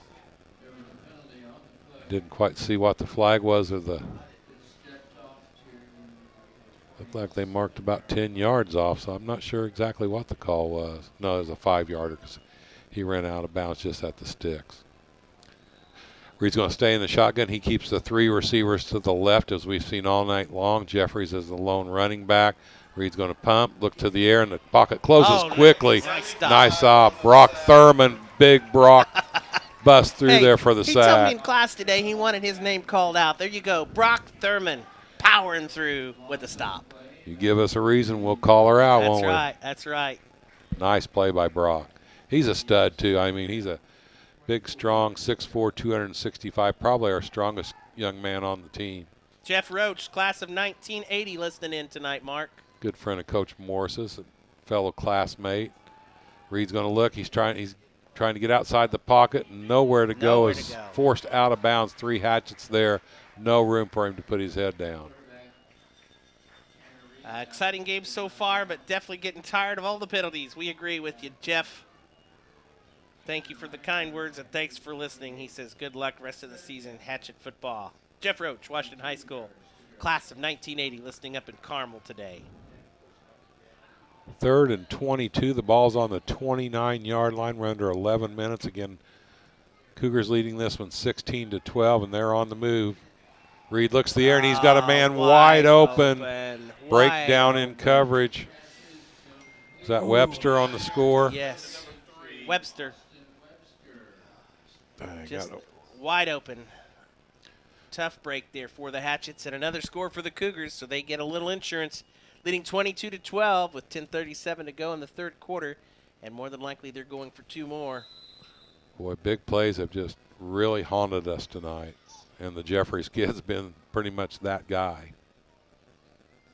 Going to go for 2. Can't tell if that's Reed at quarterback or different. Jeffries is going to look for the little halfback pass, and they complete it. Got it. 2 more points added on. 24-12 now. The Cougars taking control of this game. With the reception. Justin Fox gets the catch. Jeffers not only running the ball, but now gets a pass touchdown. Yeah, that totally had the Hatchets fooled on that 2-point conversion. They were looking for him to get the ball, and he did, but completes the pass, so Mr. Everything right now, Zoe Jeffries. Well, Barnardville listening in. Hello to the Barnards out there in Barnardville. Appreciate it very much. Also just got a text from former coach Kelly Brashear and Chris Moody are listening out by the fire. Good night to be by the fire. As we said earlier, we need to spark Yeah, we need a fire lit. Hatchet score here right now. Momentum on North Davies' side after Washington controlled the first quarter with 2 quick scores. It's been North Davies ever since. 24 unanswered points, and they lead 24-12. See how the Hatchets respond. Here comes the kick, end over end. It's going back to Garcia. Garcia gets it at the 18, trying to find some running room to the right. He's got a pursuit from the left. He's at the 25, 27, nice 30, block. 35-yard line, and finally pulled down Nice. at the 38-yard line. Did you see Jack Fry, though? That was a nice defender block. was pursuing Garcia. Jack Fry got a nice, clean block on him and gave Damian an extra 10 yards on that block. Boy, that was a nice block in the right place at the right time, and Garcia had to run all the way from the left side of the field to the right to make a nice return and good field position for the Hatchets. We need a sustained drive. Somehow we got to pull some points out on this possession, Dwayne. 24-12, Cougars by 12. 1st and 10 for the Hatchets. Ball on the 39-yard line in Hatchet territory.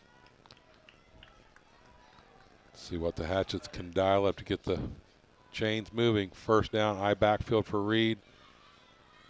That's this time Perkins is the fullback. Handoff goes to the second man through. That's Hoseclaw as he switches up. Tried to get some extra yards, maybe 3. Talked about Seth a lot and his strength and his lower body. He keeps those legs moving, and he can be a force, that's for sure. Took a couple of Cougars to finally bring him down. Well, he's predominantly played fullback tonight, but they had switched him and Perkins that time. Hoseclaw's a senior, 5'10", 210 pounds, and as Dwayne mentioned, a lot of that's in that lower body. Reed's going to stay in the I backfield. Got Carrico split wide to the left. One receiver to the right, going with the tight end, I backfield. Reed goes back, hands off to Hoseclaw again. Hoseclaw's going to try to find some running room. He's at the 45-50, crosses into the territory. Still on his feet, he's at the 35 and finally run out of bounds as I look back scanning for some flags, and there no flag on a great run on the sweep out to the left by Hoseclaw. Puts the ball inside, or excuse me, right at the 30-yard line. So big play. Run for Seth. He can do that, Mark. He can do. I like that switch up. You mentioned he's been playing fullback. It's been a nice move here for the Hatchet offense. Sure Giving the ball to has. Seth, and he's making it count. Yep, he showed some speed on that outside. It looked like it was going to close down, but he kept going for that sidelines and was able to skate up for a big gain. 1st and 10 now for the Hatchets on the Cougar 30-yard line. That's what we like to see. They've been getting hit in the mouth. Now they're hitting back. Hoseclaw and Perkins on each side of Reed. They put, that's Carrico in motion. There's that sweep to the right for the quarterback Reed. He tucks it out, nicely run. Still The going. 20, inside the 20, down at the 16 as Trey Reed just did a nice job of slowing up just a little bit to make that play develop, found the seam on the outside and took off. And that was Fox with the play. Justin Fox with the tackle for the Cougars. Wrapped him there. 1st and 10, ball on the 16 now for the Hatchets. Is a really nice drive coming off that kickoff and score by the Cougars. 16 yards to pay dirt for the Hatchets. Got to make it count here. Back to the I backfield. Carrico's wide to the left. Parsons to the right. Hoseclaw's at fullback this time as he blocks for Perkins. And Perkins right at the goal line. About the 9-yard line. Kind of lost track of him on the concession stand over here to the right. Well, actually the 8. They're going to mark that at the 8. So Second and 2. And 2, yes. Able to pick up a first down and still have the opportunity for goal to go. Thanks to our sponsors tonight, Brian Emmons and the Birdies Bourbon and Basketball Podcast. Tune in for their weekly show wherever you download your podcast. I backfield again. Now they've switched it back. Hoseclaw's at the running back position. They hand it off to Hoseclaw and dive off to the left side, and he stopped. Good play by Cougars as they stop him for no gain. 3rd and 2. It's definitely 2-down territory for the Hatchets. Trey Reed gets the play from the sidelines. 8 minutes to go, third quarter. 3rd and 2, ball on the 8. Hatchets looking to cut into a Cougar 24-12 lead. Carrico's going to be split out wide to the left. Parsons wide to the right. I backfield. They've switched Perkins and Hoseclaw again. Hoseclaw now at the fullback. Clock is going to start. Reed up under center. See what play they dial up this time. Counter play to Perkins off the left tackle. Let's see, Perkins still driving, trying to gain, see if he picked up that first down. Should have the first. It's all about the spot. Oh, wow. It looks like they're going to mark it just short. That's got to be a measurement, I would think. Yeah, they're going to bring out the chains. Nope, they'll give him a first down. Good deal. 1st and goal for the Hatchets now.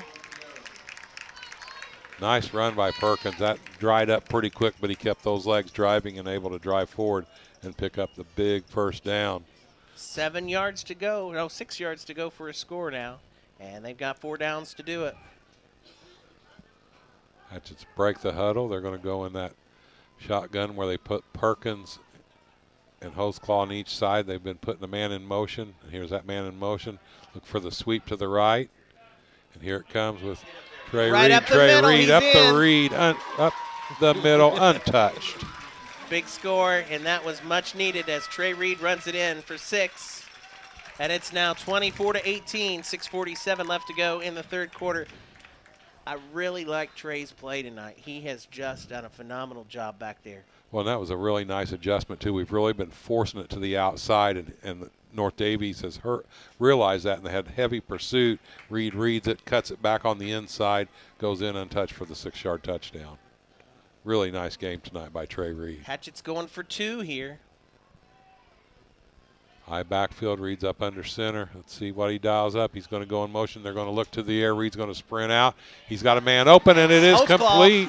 Hoseclaw for the 2-point conversion. 24-20. What a game tonight. Man, oh, man. Keep scanning for the flag after every single good thing happens. I think they finally got rid of him, Mark. Good I hope deal. so. Nice drive by the Hatchets right there to show composure, Dwayne. And the bell is ringing.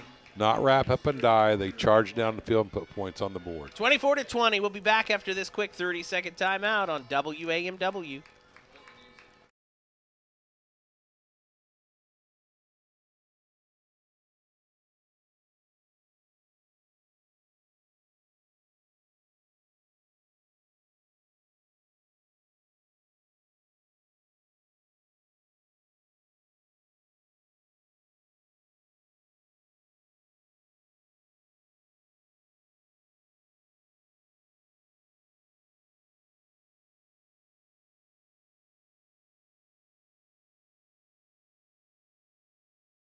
Jake with Mark Myers and statistician Chris Durr. Want to thank J.J. Brown, our cameraman up top as well. Alan and Andrea Brown listening in. Got a text from them. Brian and Lori Hancock enjoying the game tonight. Appreciate hearing from all of our listeners. Oh, good deal. Takes a hatchet bounce. Like it's loose. Boy, I thought that one was going to go out of bounds as they had Jeffries as the return man, and we almost kicked it out of bounds trying to not give him the ball. But the ball hit over here in the about the 31-yard line and just died. Well, Webster, last-minute decision, decided to grab it and almost lost the handle. But we do have a flag on the play over here. I'm not sure what the flag is. We'll find out. It's a weird place for it to be. Yeah, I didn't see it either. I don't think the officials realize there's been a call. Yeah. Well, nobody's picking up the flag. I think it may have just fallen out. Yeah, there is no, they just walked over and said no penalty. So no flag on the play. Worried me it was going to be one of those sideline penalties again. 1st and 10 for North Davies. We really need our defense to step up here, Dwayne. We need some big plays out of every one of these guys. 24-20. Hatchets trail by 4. 6:45 left in the third quarter here at Hatchet Hollow. They've got Doomerville over here as the defensive end on the right. Brock Thurman's a tackle. 58, Luke Gray. And then I'm trying to see who the defensive end is on the other side. That's Arvin. Shotgun to Reed. Here goes the handoff to Jeffries wrap him. again. This time they take him down, do a much better job of tackling. But I want to say tackle him low, but he's so low to the ground. He's a force. He's a freight train. I mean, he is. I don't know how you describe Well, it. and you got to give the Cougar linemen some credit too, because they're opening up that initial hole. He's getting a good 6 or 7 yards before he's touching the ball. Goes right back to him to the same play again. And we again arm tackle. We've got to stop the arm. He breaks loose at the 40, makes another cut, remembering trying to bring him down. Boy, Jeffries does not want to go down, but we need to throw the arm tackles out of here. That kid has Gosh, just absolutely killed the Hatchets tonight, and what a player. Big play after big Zoe play. Jeffers is who we're talking about, fans. Take note of this guy. He's only a junior, but what a spark plug. And, I mean, the Hatchets have not been able to find an answer for this guy. A 45-yard run on that possession. Well, we had a hit on him, but we were trying to tackle the ball, and we're doing arm tackle. And you want to hit and go through somebody. Easier said than done with somebody quick, but we're having the opportunities. We've got to do that, Dwayne. Timeout on the field. Hit and wrap.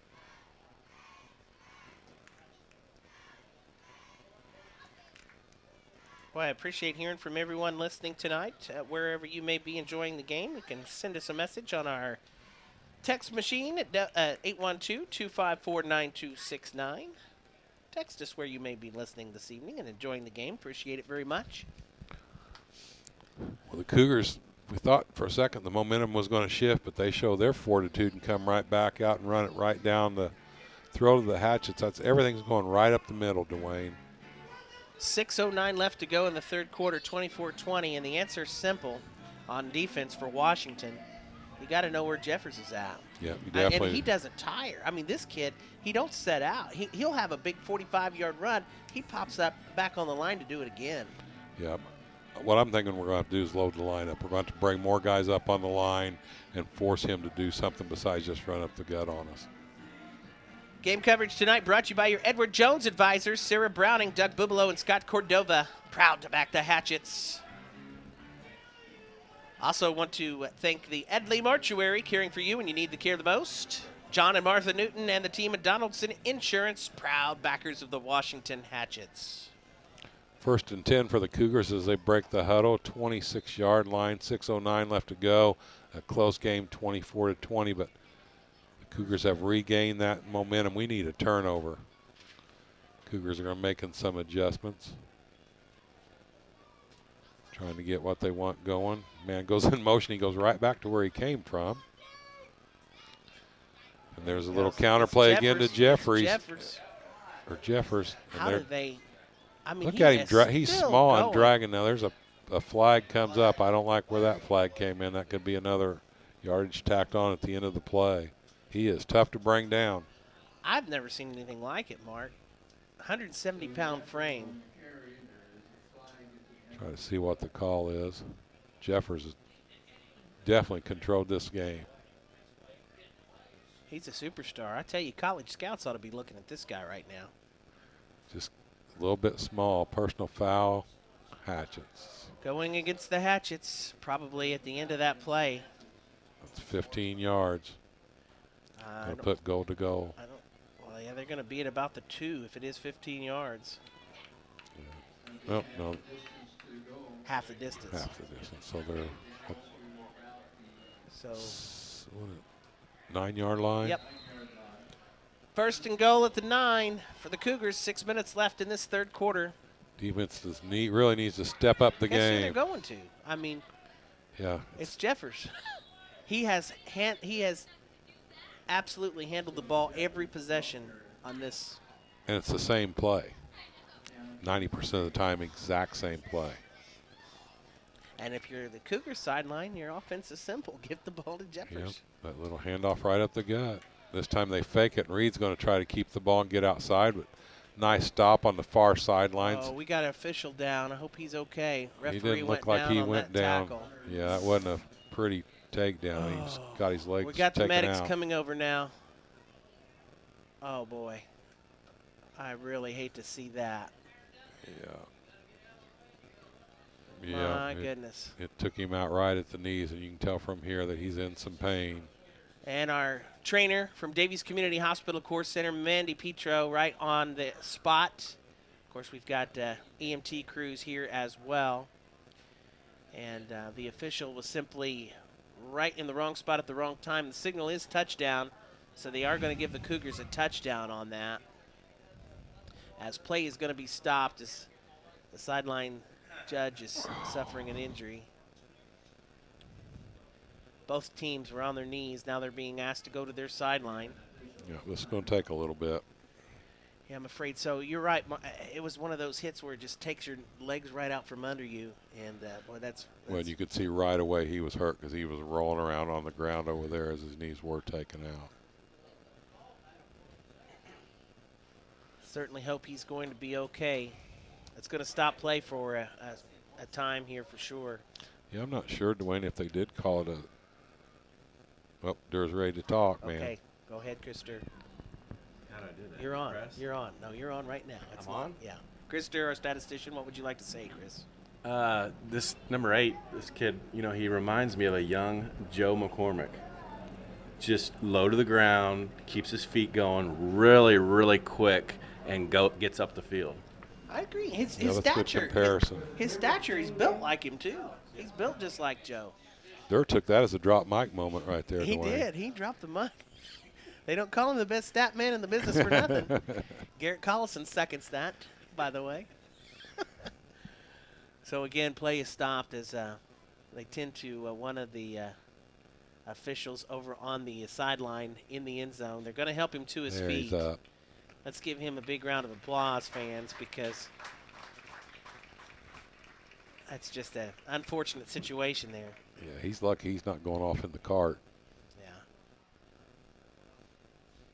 And it may be a case where we're going to be one official short for the rest of the game. Do I need to get my stripes out? There. No, we got to have you in the stat man. It is 5:25 to go, 24-20 in favor of North Davies, and actually they did get a score. I believe they called that a touchdown on that play, I believe. So it may be 30-20 now. Officials calling both coaches out on the field now to explain more than likely that they're going to be one referee short. They're waiting to see the official ruling. They're talking to the coaches. Let's take a quick timeout and regroup. We'll be back to Hatchet Hollow right after this on WAMW. Well, yeah, he didn't make a call.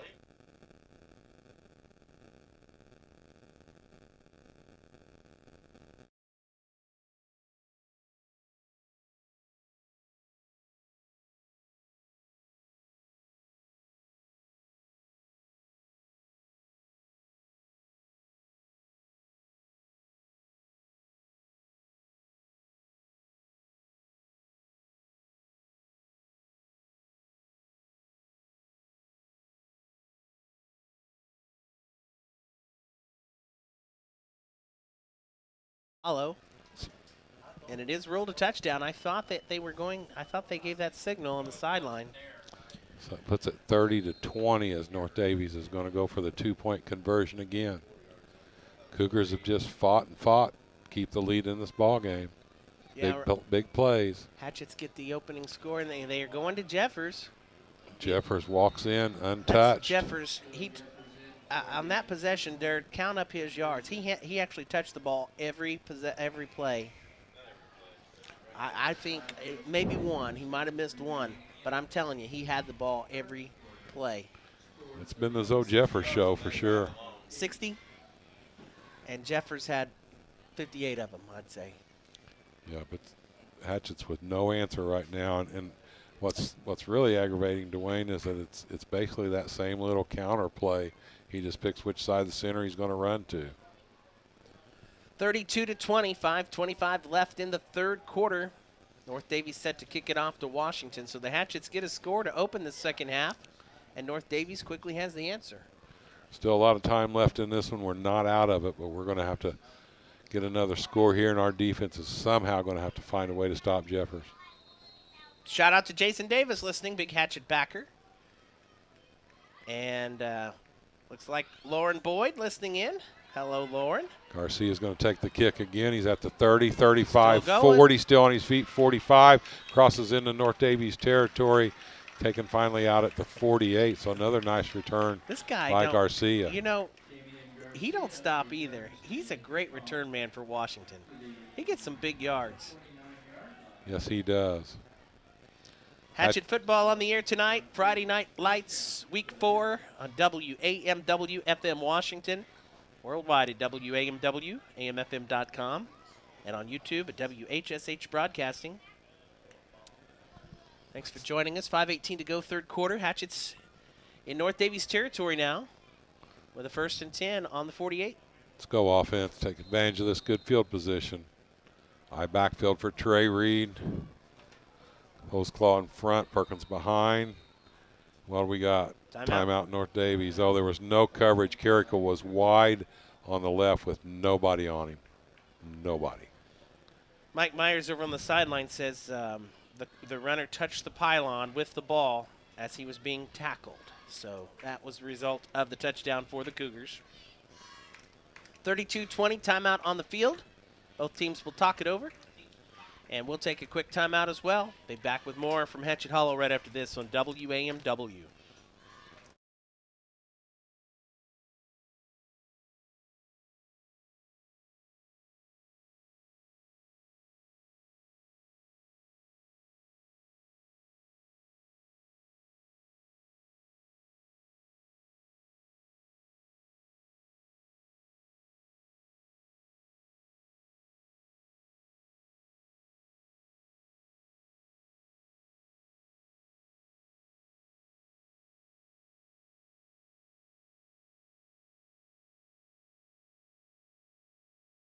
Shake, Mark Myers, Chris Durr. On a beautiful night for football, I tell you what, it has turned out to be a nice night. September. I would normally not be with you for this game. This is Turkey Trot weekend. This is the first time I've ever been able to attend this game. Glad to have you. And unfortunately, Wished we had the turkey trot, though. wish we had the Turkey Trot, wish we had the Antique Show, Yeah. wish we had the car show next weekend. We'd be talking about a lot of events normally. Boy, you really are. Heard a nice interview this morning on with Jeff Perdue, my cousin. Jeff, that was he's a great guy. special thing. He has done an excellent job with the Granted Group down in Evansville. Basically a local Make-A-Wish Foundation and doing a lot of good. Hatchet's eye backfield again. Perkins in front. Handoff goes to Holtzclaw. Holtzclaw's going to pick up 3 on the dive to the left there with Perkins leading the way. The official is still being attended to on the sidelines over there. They didn't take him away. He did get up on his own, so that was a good sign. Yeah, he had a pretty slow walk over there, but yeah, definitely good that he was able to get up on his own. Wish him a quick recovery. 2nd and 8. Ball on the 47 in North Davies territory. Hatchets are going to stay in the I backfield. This time Holtzclaw in front of Perkins. They just keep mixing that up. Stretch play with the fake to Perkins. Reed looking. Reed's going to go deep. He's got Parsons across the middle, but no good. just a little bit ahead of him. Reed had a bit of time for a little bit, and then it closed down pretty quickly. We talked a little bit about Simon, I think, week 1. First year playing football, and boy, what a great addition to this program. He is a nice receiver, nice target for Trey Reed. He can cover some ground out there, and if he had just a couple more steps, that was going to be reeled in.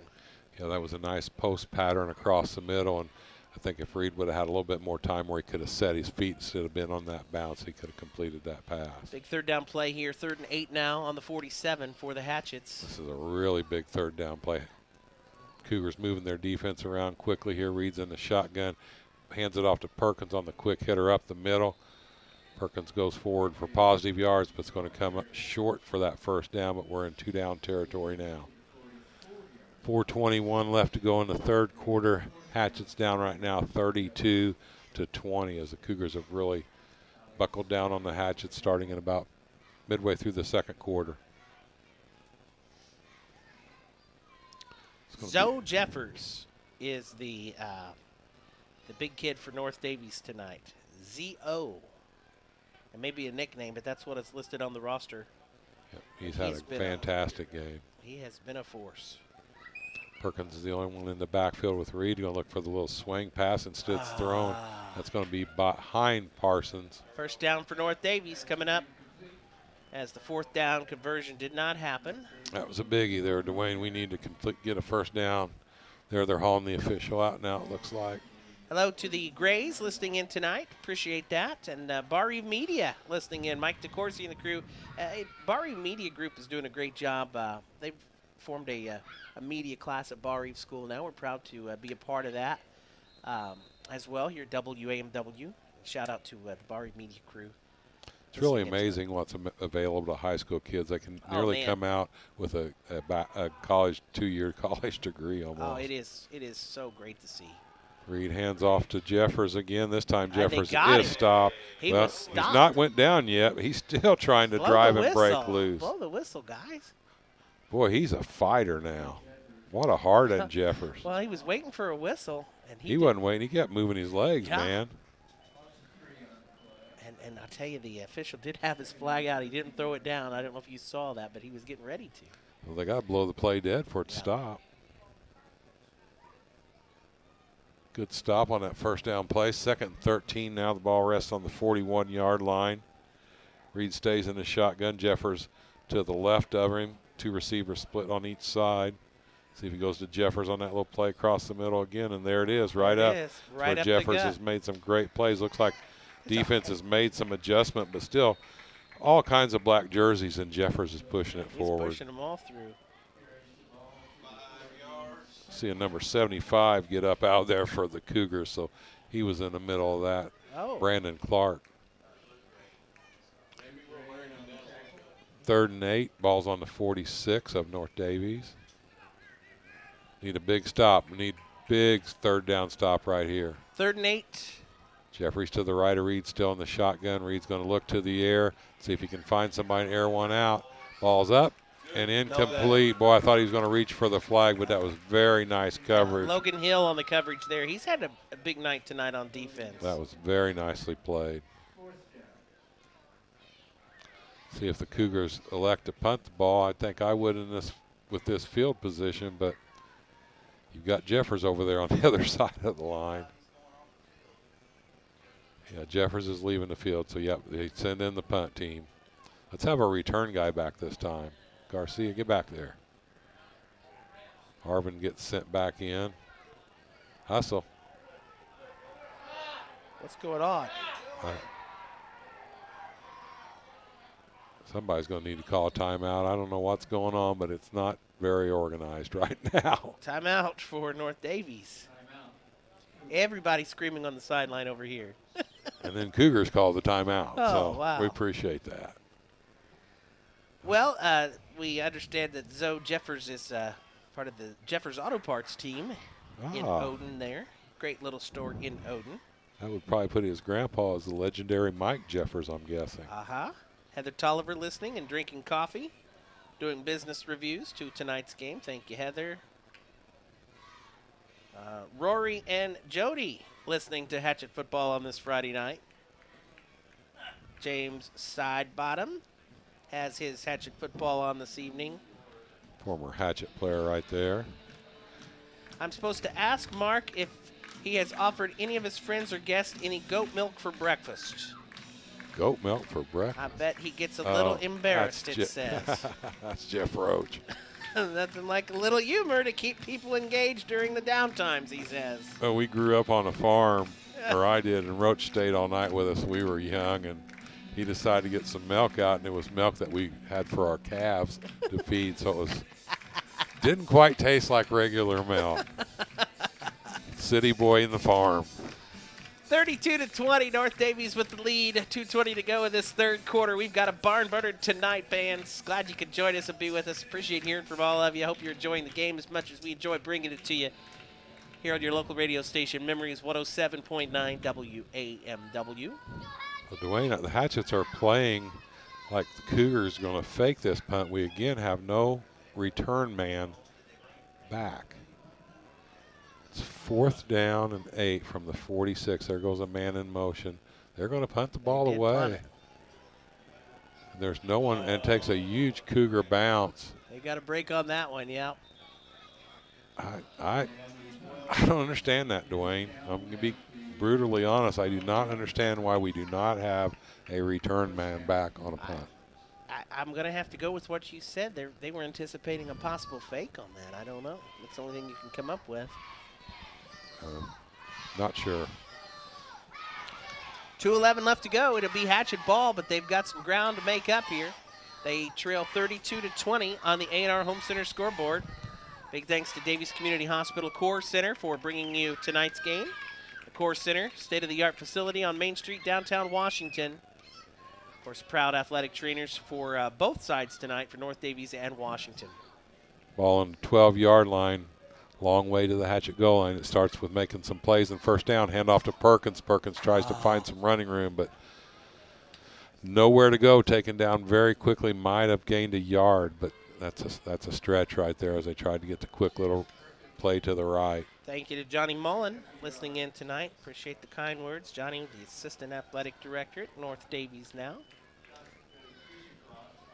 146 left to go in the third again. The Cougars 32, Hatchets 20. We're going to have to speed this game up.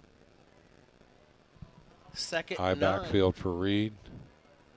Holds claw in front of Perkins. Perkins gets the ball off to the left, makes a nice spin, but the Cougar player stays with him. Perkins may have picked up another yard, but finding it some tough running on that left side. He's been the go-to guy on the ground. Oh, much better carry. I missed on the spot. We're going to give him 5 yards. Takes the ball out to the 17-yard line. 3rd and 4 now on the they'll put it on the 18, it appears, according to the scoreboard. Final minute ticking off here in this third quarter. Still a 12-point lead for North Davies in the battle for the Highway 57 helmet. Reed's going to keep the eye backfield this time. Post claw in front of Perkins. Reed's going to look to the air, see if he can find something across middle. It's covered nicely by the Cougars. Reed can't get his feet set.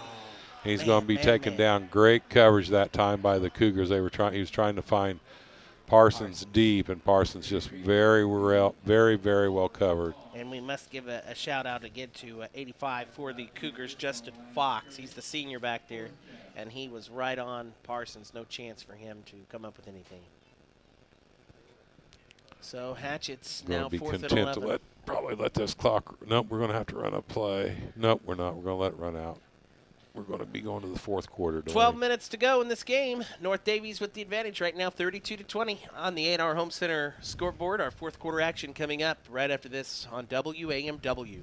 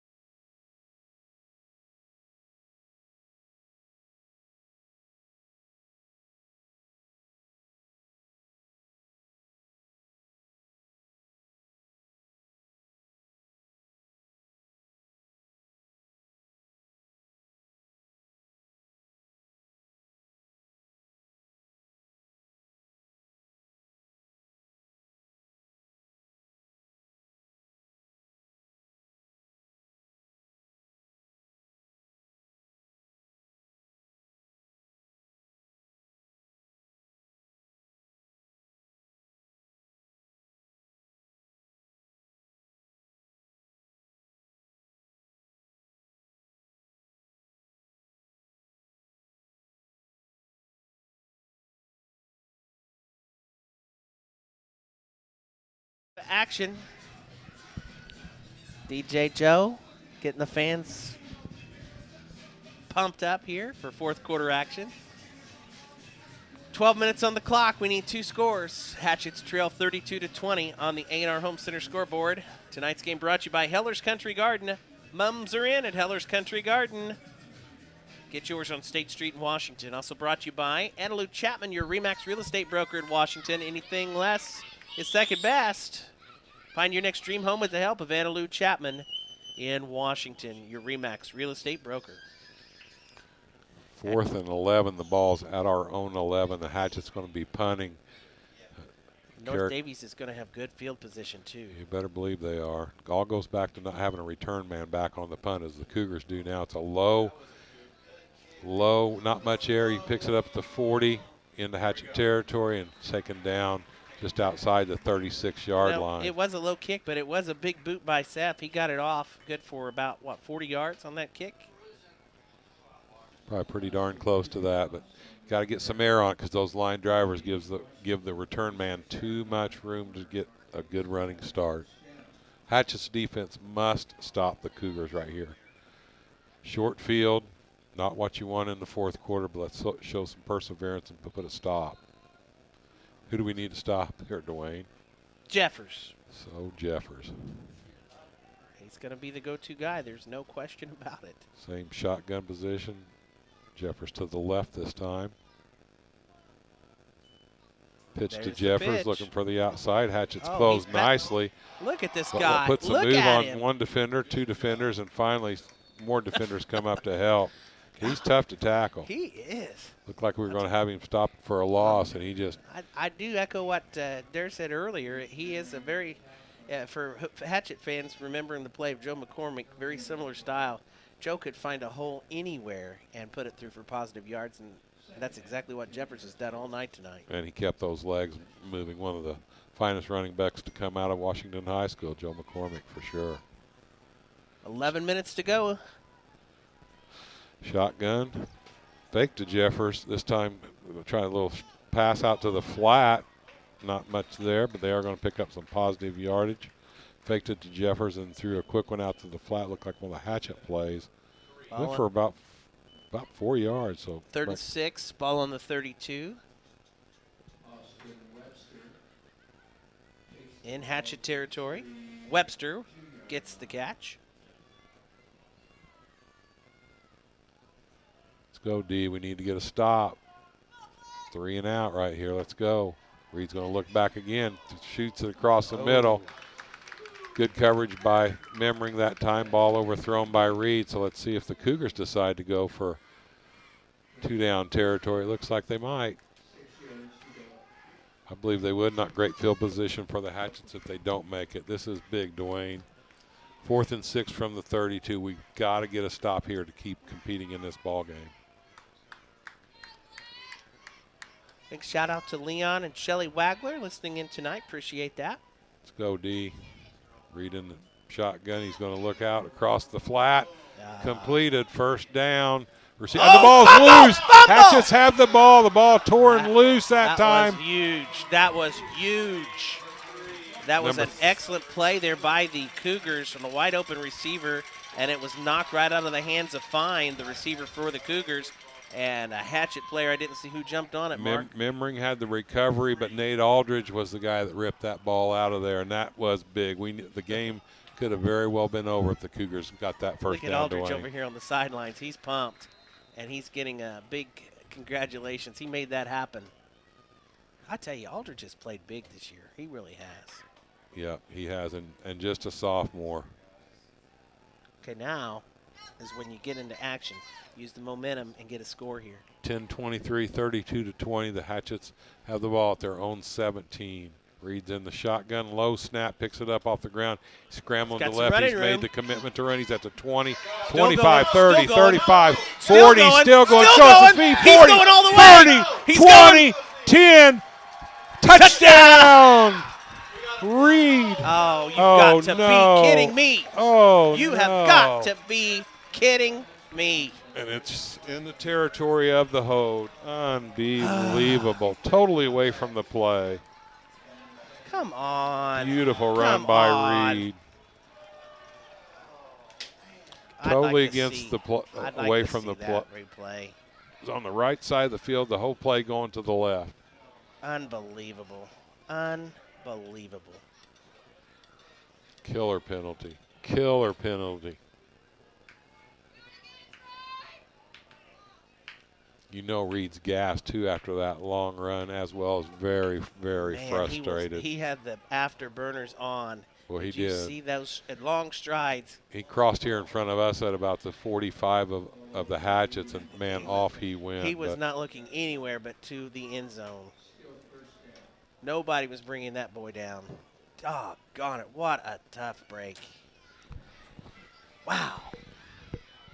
And that brings it way back deep into Hatchet territory. Ball's going to be now on the 18-yard line. 1st and 18 for the Hatchets. I'm sorry, ball on the 9-yard line. Yeah, 1st and 18. 1st and 18, yeah. That was a killer. Reed stays in the shotgun, see if he can bounce back. Throws a quick hitter out to Perkins off the fingertips. Is thrown just a little bit low. Or that was that. Yeah, that was to Perkins. He didn't have much time on that as he had a blitz coming. He had a guy coming right at him. Well, just talk about how gassed he is after running 80 yards or whatever that was. Man. Have to come back. Well, it was sure fun calling it anyhow, wasn't It it? was fun calling it. And I didn't say 51-yard line, Hemi. Yeah, and that's a timeout to give Trey Reed a breather. Yes, I think that's a is. good timeout call. 9:44 left. I think we need one, too, after that. 32-20 in favor of the Cougars. Back to Hatchet Hollow right after this on WAMW.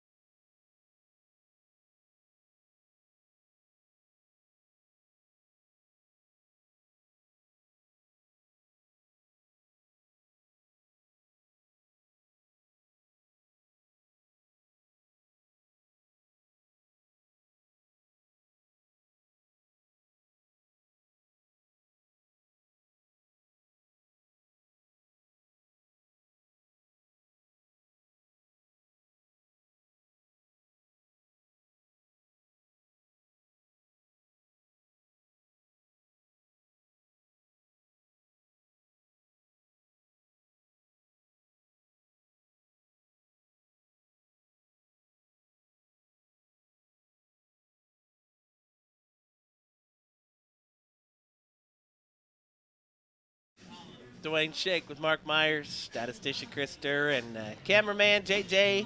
Brown up top. We got 9:44 left. 32-20 in favor of the North Davies Cougars. Series tied at 8 apiece heading into this one. So whoever wins this one will get the slight advantage in the overall series. Thanks to our sponsors, Bill Dobson Ford, reminding you a Dobson deal is a better deal at Bill Dobson Ford. Well, this is make or break it time for the Hatchets. 9:44 left to go in the 4th. Ball's back at the 9-yard line. We've got to pick up a first down and keep the chains moving. Dale Ficklin listening in. Hello, Dale. Thank you very much. Dana Arvin, class of 93, by the campfire tonight, listening to Hatchet Football. Appreciate that. Reed's going to drop back. He's in the shotgun, forced out, and he's got a lot of pressure. Did they get the safety? Yep. 2-point safety right there. It's going to put this one really close to being out of reach, Dwayne. 34-20, and the Hatchets will kick it off. 9:36 left to go in the contest. Well, I tell you what, the Hatchets started out so hot in that first quarter. I thought we were really going to get to see something, but the Cougars just weren't going to have anything about it. They come in 2-0, very confident. They didn't give up, and Jeffers has just tore us a new one tonight. Jeffers has been the real deal. He really has. He really has. In the words of Mark Myers, tore us a new one. You didn't think I was going to let that go by, did you? I was hoping that you might, but I should have known better. 9:36 left to play in the contest. 2 touchdowns separating the teams, 34-20, and the Cougars will get the ball. And good friend Paul Himsel just pointed out that's 2 touchdowns called back on penalties for the Hatchets tonight. That's a killer. That's 14 points. That is such a killer, such a killer. Cougars have played well, but we have not helped our cause. I go back to not having anybody back to return that punt to and putting us so deep on that possession. Be sure to join us with the coach tomorrow morning at Benji's for our Coach Joe Morris Show, 8:10. Live from Benji's tomorrow morning here on Memories 107.9. Coach will join us on the post-game report coming up after the game tonight, too. We'll hand out the post-game awards, the Bill Dobson Ford Tough Player of the Game, the Heritage Petroleum High Energy Player of the Game, and the overall MVP from Annalou Chapman, your RE/MAX real estate broker, and Heller's Country Garden on State Street in Washington. Is that Carrico doing the punting on the Yes, it is. after the touchback? Takes a Cougar bounce, bounces back towards him. One of the Cougar players comes up and downs it. Cougars going to have good field position again. Ball on their own 49-yard line after the touchback. And boy, you can see upstairs, they weren't happy. That's supposed to let that one go, I believe. That's what the coaching staff upstairs wanted them to do with clock that. would have kept running. Really seems on the sidelines now the air really went out of the Hatchet sidelines after that last score. 34-20.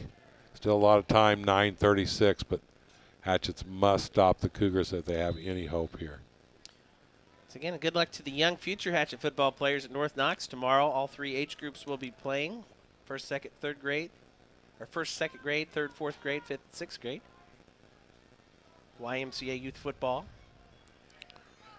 As you mentioned earlier in the broadcast, first time for first and second graders has always, as long as I can remember, started at third grade. There's going to be a timeout. Yep, the play clock winding down to 3 seconds, so a timeout on the field. You know, Mark, one thing we haven't made mention tonight and want to do that, the flag is at half staff over there behind the end zone.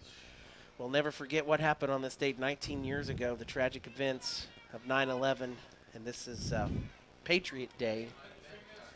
I know exactly where I was at. I was on the radio, and it was just, you were just kind of just stopped in the moment. You just didn't know what to do. You wanted to do something, but you just didn't know what to do. Well, the first thing, you don't believe it. I was driving to work, and they came out across the radio and said, and I called home real quick and told Barb to get on TV and see what the heck was going on. But, yeah, and I was on travel today. I went to Tell City, then over to Evansville, and just the displays of flags everywhere. Saw all kinds of fire trucks with their ladders extended with the flag out there paying respect to those lost. And then you think about, I can't remember the flight's name that was going to our capital, and the people on that plane brought down in Pennsylvania make the move to realize they're going to take their own lives to save lives at our capital. So many people we remember, and the heroes of that day 19 years ago, 9/11. Gone but not forgotten. No way. Want to give a shout out to the End Zone, Kurt and the team at the End Zone. They put together the new Shake Broadcasting WMW t-shirts. They'll be coming to an event near you very soon. Have any left? We kind of set them on fire last weekend, didn't we? We passed them out as much as we can. That's what we want to do. But they did a great job with it at the End Zone in Washington. Appreciate those These shirts guys as well, too. Yes. Cougar ball again on their own 49. Reed hands off to Jeffers, and this time Hatchets hit him, but again, now he goes down. There, he's tough to hit. Well, Perkins got back there and put a good hit on him, but got a hit and wrap. And now he's slow to get up, Mark. I hope he's okay. He's kind of hobbling off. That's the first time I've seen him shaking all night. I mean, he's taken some big hits. He sure has. And he pops right back up. He will limp off to the sidelines now. And he's been definitely their primary ball carrier for sure. The pride and joy of Cougar football tonight for sure. Zoe Jeffers. Give him the recognition he deserves. That guy is solid and a force. Well, watch for the Cougars just to stay in that same offense. Trying to see who came in at the running back. He is hurt over there, laying on his back. Quick pass right across the middle. Nice completion from Reed to, was it number 5? Number 5, yes. Wilkerson, and that was a nice quick hitter. Wasn't looking that number for Reed 6. Webster, maybe. Webster. Or no, Cruz and Klaus. Cruz and Klaus. I was looking at the wrong roster. Yeah, Cruz and Klaus. He has been the intended receiver most of the night tonight. Big target for Reed. Clock ticks away as the Cougars move the chains again with the first down. Reed taking his time, letting that play clock tick down. He's not in any hurry to snap the ball is down to 8:25 to go in this fourth and final quarter. Heads up play by the Cougars. Well, they ought to be able to time the blitz with the play clock. There's that handoff to the now what's the call? Illegal procedure had been against the in Cougars. motion, so that will stop the clock on the penalty.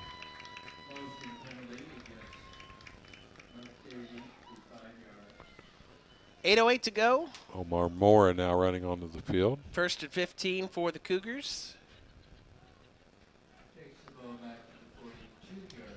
Washington scored twice in the first, once in the opening possession in the third quarter.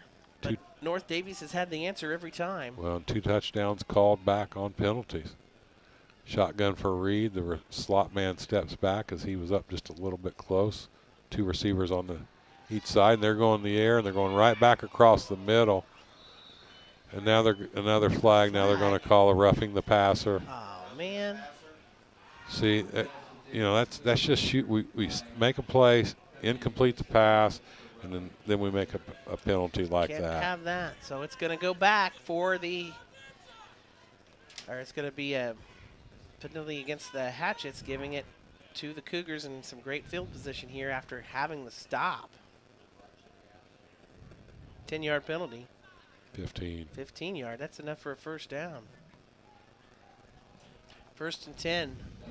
Moving deep into Hatchet territory now. 28-yard line. Hatchets have been their own worst enemy in this. Yes, they have. Starting after Yes, from the they second have. quarter going forward. 13 seconds left on the play clock. North Davies will have to set quick here. So they're going to want every second to run off. Under 8 minutes to go. Here's a handoff up the middle. It's number 3, it looks like. That one is Webster. Yep, Austin Webster with the carry. Clock continues to carry, 2nd and 8. We're at the 7-minute mark now. Hatchet's running out of time. Big thanks to Bobcat of Davies County and Boyd & Sons Machinery, proud sponsors of tonight's big game.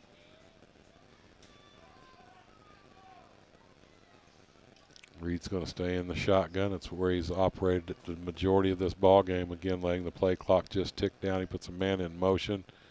Hands off to the counter with the running back. Webster. He's pushed back once, twice. Webster still on his feet. Still going. Still pushing. Man, oh man. And finally run out of bounds at the 9-yard line. He's missing too many tackles tonight. Webster's down now. Today we're going to have to go back next week and do some tackling drills, Dwayne. We've tried to arm tackle all night long, trying to tackle the ball instead of tackling the man. And Hatchets have some work to go back and do this next week.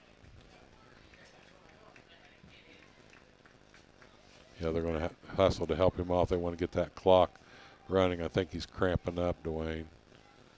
A couple guys tried to carry him, but they couldn't quite make it all the way. They let him down right there. Yeah. He's having a nasty cramp.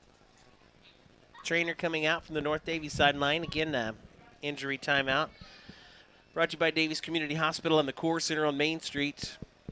Athletic trainers ready to take care of your high school athletes. They also have, of course, a rehabilitation program. Dr. Marcus Thorne is housed at the Core Center. State-of-the-art facility, Main Street in downtown Washington. Also, a big thanks to Williams Brothers Healthcare Pharmacy, your complete healthcare team, your local pharmacy, Williams Brothers Healthcare Pharmacy. 6:40 left to play, 34-20 in favor of North Davies in the battle for the Highway 57 helmet. A reminder, next week it's homecoming here at Hatchet Hollow as the Pike Central Chargers will be in town. Another big showdown for Coach Morris and the staff. And, of course, we'll be here for all the action for Homecoming 2020. Next Friday night on Memories 107.9 and WAMWAMFM.com. Waiting for both teams to get back out on the field after the long injury timeout. Took a while to get that player over to the sidelines. I'm sure he's fine. They'll look like definitely some cramping. 1st and 10 from the 10. Cougars threatening to put more points on the board here late in the fourth quarter. Webster has taken over for Jeffers as Jeffers went out with the injury. Hope he's okay. I do too. He's still being Handoff tended goes to Webster. And this time he's stuffed up. Surprised they don't blow the whistle sooner. Oh. Now here flags come in, and there's no whistle that I can hear, and they tossed somebody. Somebody just, and there's more another flags. flag. They're coming everywhere now. This one's getting ugly.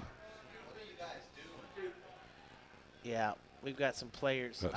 There's flags everywhere. It's Somebody crazy. got ejected. I'm not sure who's gone, but somebody's gone. You can't help the team when you're sitting on the bench getting thrown out of the game.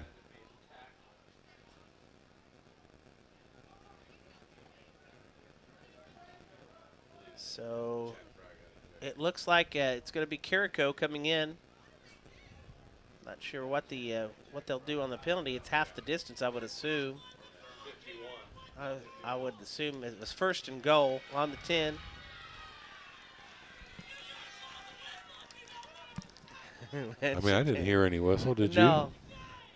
They never did blow the whistle, but they threw flags like you wouldn't believe. It was I mean, you're taught to play until the whistle blows, and our windows are open. I definitely did not hear any whistle.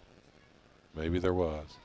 But one of the Hatchet players something were like ejected. a little extracurricular is all I know. Yeah.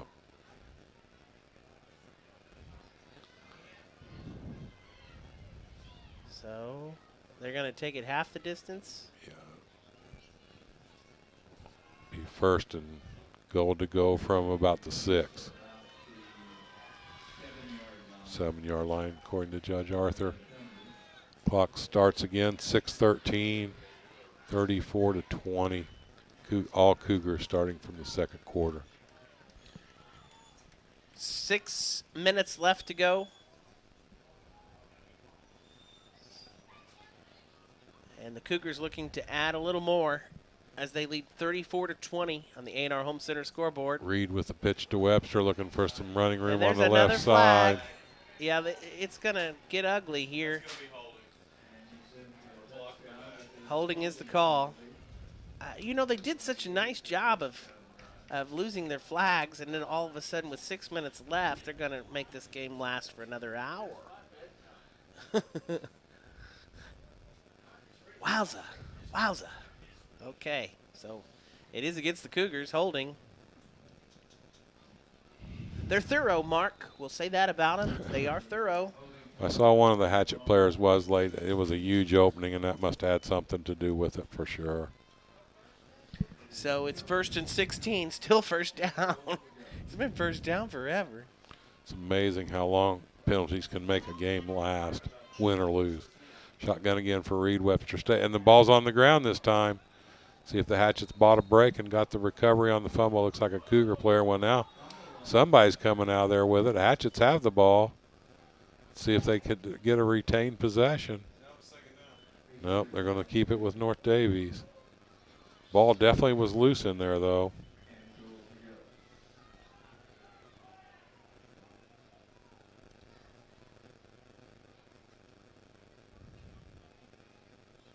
So North Davies going backwards. They got a 1st and 20 now. Really just trying to run the clock at this point. Yeah, that's all they're about. Is they With a 2 obviously touchdown lead. Yep. They're going to let that play clock run down to 13-12. Reed just stands back there and watches the play clock. Webster's behind him now. The play's getting ready to start. Pitch to Webster off the right side, looking to get around the edge. Nice first hit there by, who was that, number 5 for the Hatchets, Wilkerson. Couldn't tell who else was in there on the stop.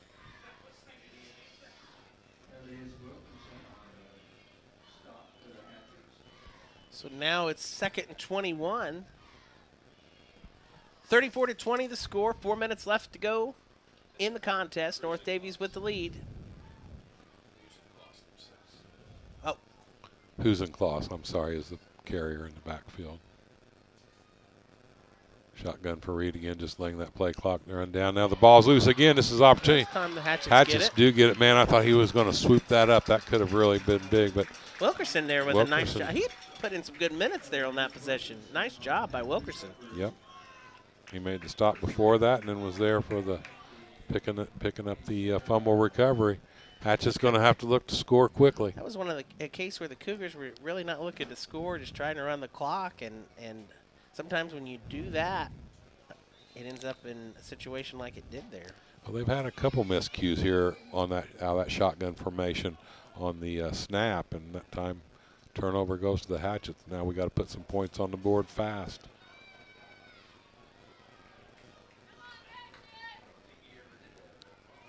Reed's going to be the only man in the backfield, so look for the Cougars. And what now? What now? Oh, timeout. Timeout called by the Hatchets with 3:58 to go. 34-20 in favor of North Davies. We return to Hatchet Hollow right after this on WAMW.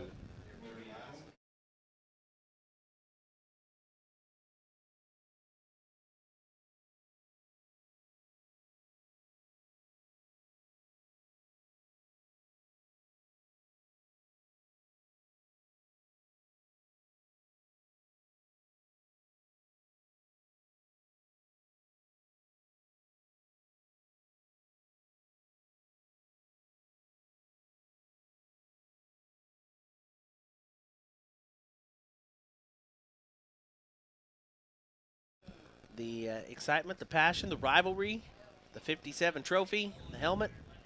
In the end, the North Davies Cougars with the advantage, 34-20. Washington has really had their opportunities. They've been their own worst enemy. We've said that several times. Yep. Several penalties and 2 touchdowns brought back, or this is a tie ball game. Penalties, turnover, the fumble gave North Davies the ball to bring it close. We were just looked like we were going to run away with it. Cougars didn't give any quit. They got the fumble. And it seemed like ever since that point that it's been a very tough game for the Hatchets.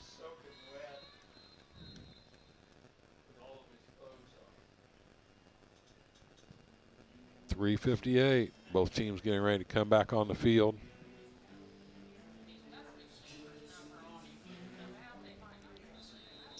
We'll have the Coach Joe Morris show tomorrow morning live from Benji's at 8:10 a.m. right here on Memories 107.9, recapping this game and looking to homecoming next week against Pike Central. Tune in tomorrow morning with your breakfast at Benji's with Coach Joe Morris. Trey Reed with the empty backfield. He got 3 receivers to the left, 2 to the right. Here comes the heat. He steps up out of the pocket.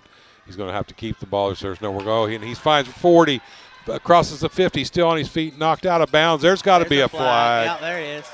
Yeah. Oh, boy. Yeah, that was definitely a tackle out of bounds as Trey Reed makes a nice play along the sidelines. Trey's really played well. Mark, there's no, we can go ahead. We're going to let the cat out of the bag. Our overall MVP tonight is Trey Reed. He has, definitely. So he's left it all out on the field, had the touchdown called back, threw for the touchdown. Definitely that young man's given it his all tonight. He'll be our overall MVP from Annalou Chapman, your RE/MAX real estate broker, and Heller's Lawn Pro and Heller's Unlimited. Still to come, we'll have the Bill Dobson Ford Tough Player of the Game and the Heritage Petroleum High Energy Player of the Game. It's coming up on the Hatchet Post Game Report. 34-20 our score, 3:48 left. Hatchet's making a little push here now, trailing by the 2 touchdowns. It's a 1st and 10 now in Cougar territory on the 25. Shotgun for the Hatchets. Garcia's in the backfield.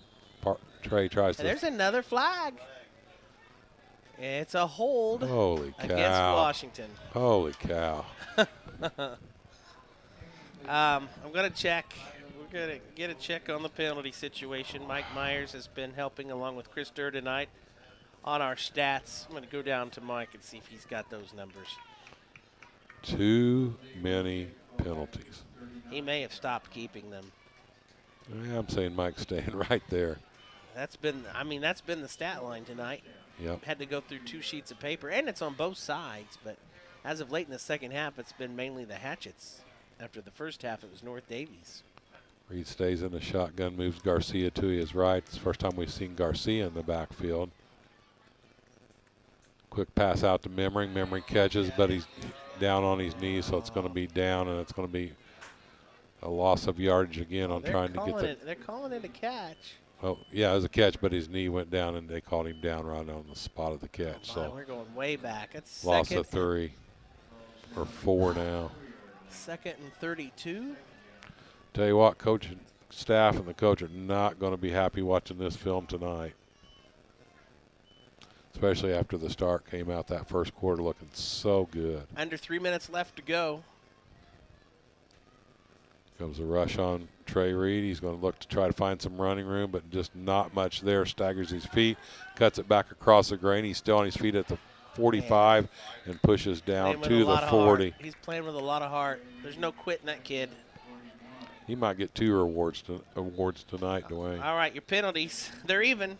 Washington with 10 penalties for 95 yards. North Davies with 10 penalties for 92 yards. Wow. Wow. 20 penalties accounting for 187 yards in tonight's ball game. And a That might be a record somewhere. timeout on the field. Oh, we got another injury apparently. Where is it? Thanks to Mike Myers again for that. Thanks to Chris Durr tonight, our traveling stat man as well. He's got a new job. He works for cheap. Just a meal on the road trips. Of course, you do too, don't you, Mark? Exactly. And breakfast on Saturday morning. Yeah, there you go. Isn't that considered slave labor? And our GPS, too. For those that don't know, Mark and I can get lost pretty easily on the road trips. It's been known to happen. 3rd and 24 now. Ball on the 40-yard line. Hatchets need to make up some ground here with 2:31 left to go in the contest. Reed gets the offense set. He's got 2 receivers on each side. Garcia remains in the backfield, and here comes the heat. Reed's forced out of the pocket, and that we're not protecting him at all. They are just going through our offensive line like it's not there.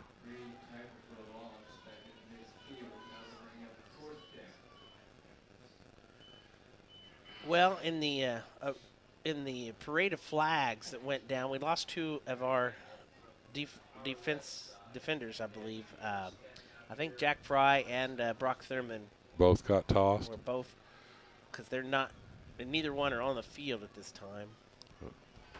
Under 2 minutes to go. Ball right at the 50-yard line, midfield now for the Hatchets. Reed's going to look back, try to find some time. There's that flag. He puts the ball up looking for Carrico, but that's not going to be able to be caught. And they still are throwing flags. Really, at this point, guys, I appreciate your thoroughness. And they are maybe shooting for that record, because they'll go down in the books for being the crew. Trying They to see called the game. what they did, what the call was. They declined it. They declined it.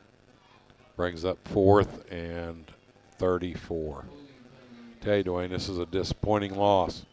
There's no hiding it, no sugarcoating it. Very Got to regroup disappointing and loss. look to next week at this point, Mark, though, with homecoming and all the festivities around that. Definitely one that they will want back. Yeah, that film session is going to be brutal. 1:40 left. Cougars have taken over the ball as the Hatchets went forward on 4th. Number 19, McDonald runs in on the play. Cougars stay in the shotgun. Just a matter of run the clock out. Highway 57 trophy's going to stay in North Davies. Quick stop by the Hatchets. A loss of about 2. So that'll give the Cougars the advantage, 9-8 in the series. Minute 24 now left to go in the ball game. Clock is running. The final minute. Cougars taking their time here. Credit Coach Fine and the North Davies Cougars coming in with a game plan. And although a little bit of a slow start here, they did what they had to do. Regroup, came back and got the win. They sure did.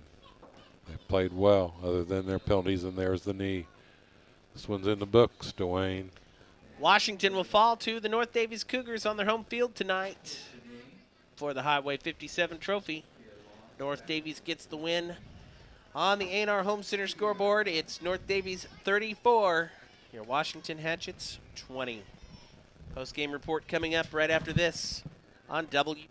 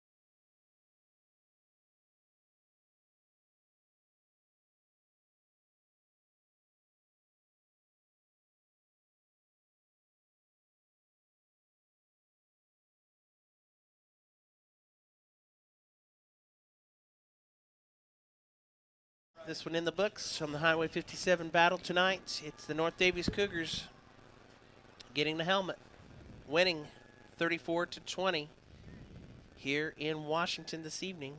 Hatchets had their chance, had a good push to start the game, and boy, the North Davies Cougars regrouped, made some adjustments, and did what they had to do.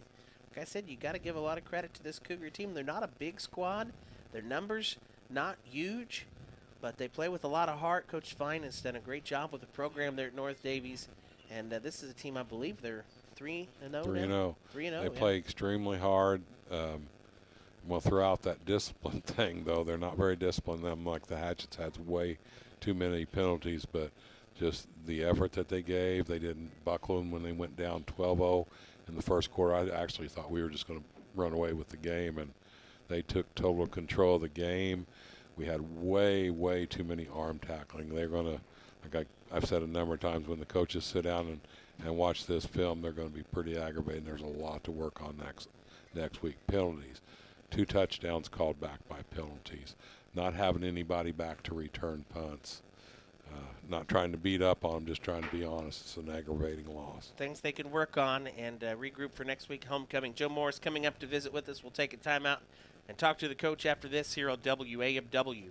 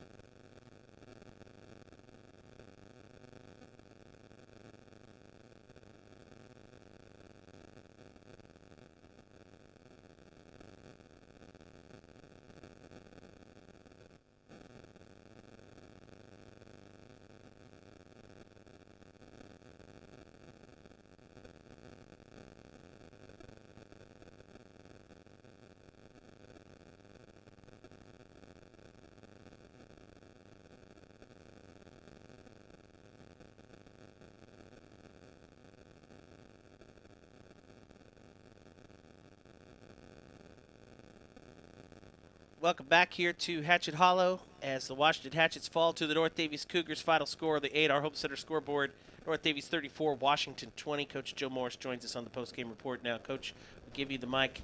Give us your thoughts on tonight's game here at Hatchet Hollow. Well, it was a great night for Davies County. Much respect for North Davies. Fundamental, disciplined team. They played 48 minutes, 4 quarters. And, hey, you got to love times like this when you play teams that are coached well, and they grind. We had our opportunities. I'm not going to make excuses. What I saw was emotion. I saw 48 minutes, something I haven't seen.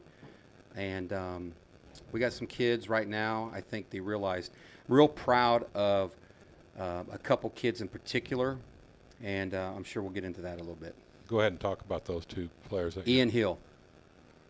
Ian Hill wasn't supposed to be in this game tonight, and Ian Hill played 48 minutes. He's a warrior, and I'm proud of him. I love him. Great kid. We had some young guys have to step up. Wilkinson Eldius, sophomore, never played football before in his life, and tonight you saw him step up and make some plays. He made a difference on defense. He's got a bright future as a sophomore. I saw Jace Perkins. Certainly we saw some great highlight reels, only to have those called back. It shows what we're capable of, and I think our guys played with a lot of heart and grit. There are a lot of guys hurting right now. Certainly this is not the outcome we wanted, but it's certainly a step that I think with the week they put in the work, and there's some things schematically, but beyond that, this game is different, and now I understand it. Well, penalties were a huge part. Both teams had 180 yards in penalties tonight on both sides, like 95 for Washington, 92 for North Davies unofficially, but 10 penalties on each side. But 2 ejections. You had a crackback call on a very fundamental play on that big breakout by Trey. That was a great run, only to get a crackback penalty on that. Yeah. And I haven't seen it yet on film. I can't wait to look at it.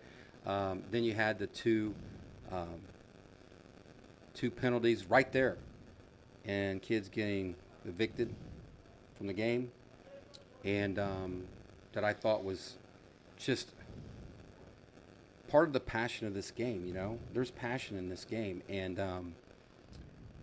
I don't know what else to say. I'll have a chance to look at film tonight. Well, I do want to. You talked about some of your players. I want to highlight Trey Reed, because I think Trey, he was a superstar tonight. He made some good decisions, played with a lot of heart, and he had a big night tonight. He sure did. Jace Perkins, Seth Holtzclaw, Brock Thurman, Aiden Arvin, Ian Hill, Aldridge. You had, Ian Hill. That kid's hurting right now physically, and he played the entire game. Didn't expect that. He's a horse. He really is. He's tough. Love that kid. Wilkinson Eldius. We threw him at linebacker, and he made big stops. Number 5. He recovered that fumble there in the end. I mean, he was just playing as a rookie and played well. Brian Ramirez. I don't know if you know, but he started on the defensive line. He's a first-time player, number 60. Brian Ramirez, love him. Great kid, and he stepped up. So, not making excuses. Yes, we had some guys out. You can see one walking the field right now. We had a couple guys out. Johnny Lagle, Reese Durnall. That impacted us. But all in all, what we saw tonight was we saw some other kids step up, and that whole idea of next man up, 48 minutes, and no matter what the score says, no matter where the trophy goes, our kids grew up a little bit tonight, and they've grown up in the last 2 weeks. Coach, we'll get you on the film tonight. Tomorrow we'll recap it, and we'll get your thoughts after watching the game on the Coach's Corner, live at Benji's, 8:10 tomorrow morning. Look forward to it. We'll have some breakfast and re-talk about this game and look to next week's Pike Central matchup for homecoming, okay? Appreciate you guys. Thank you so much. We'll be back to wrap it up from Hatchet Hollow after this on WAMW.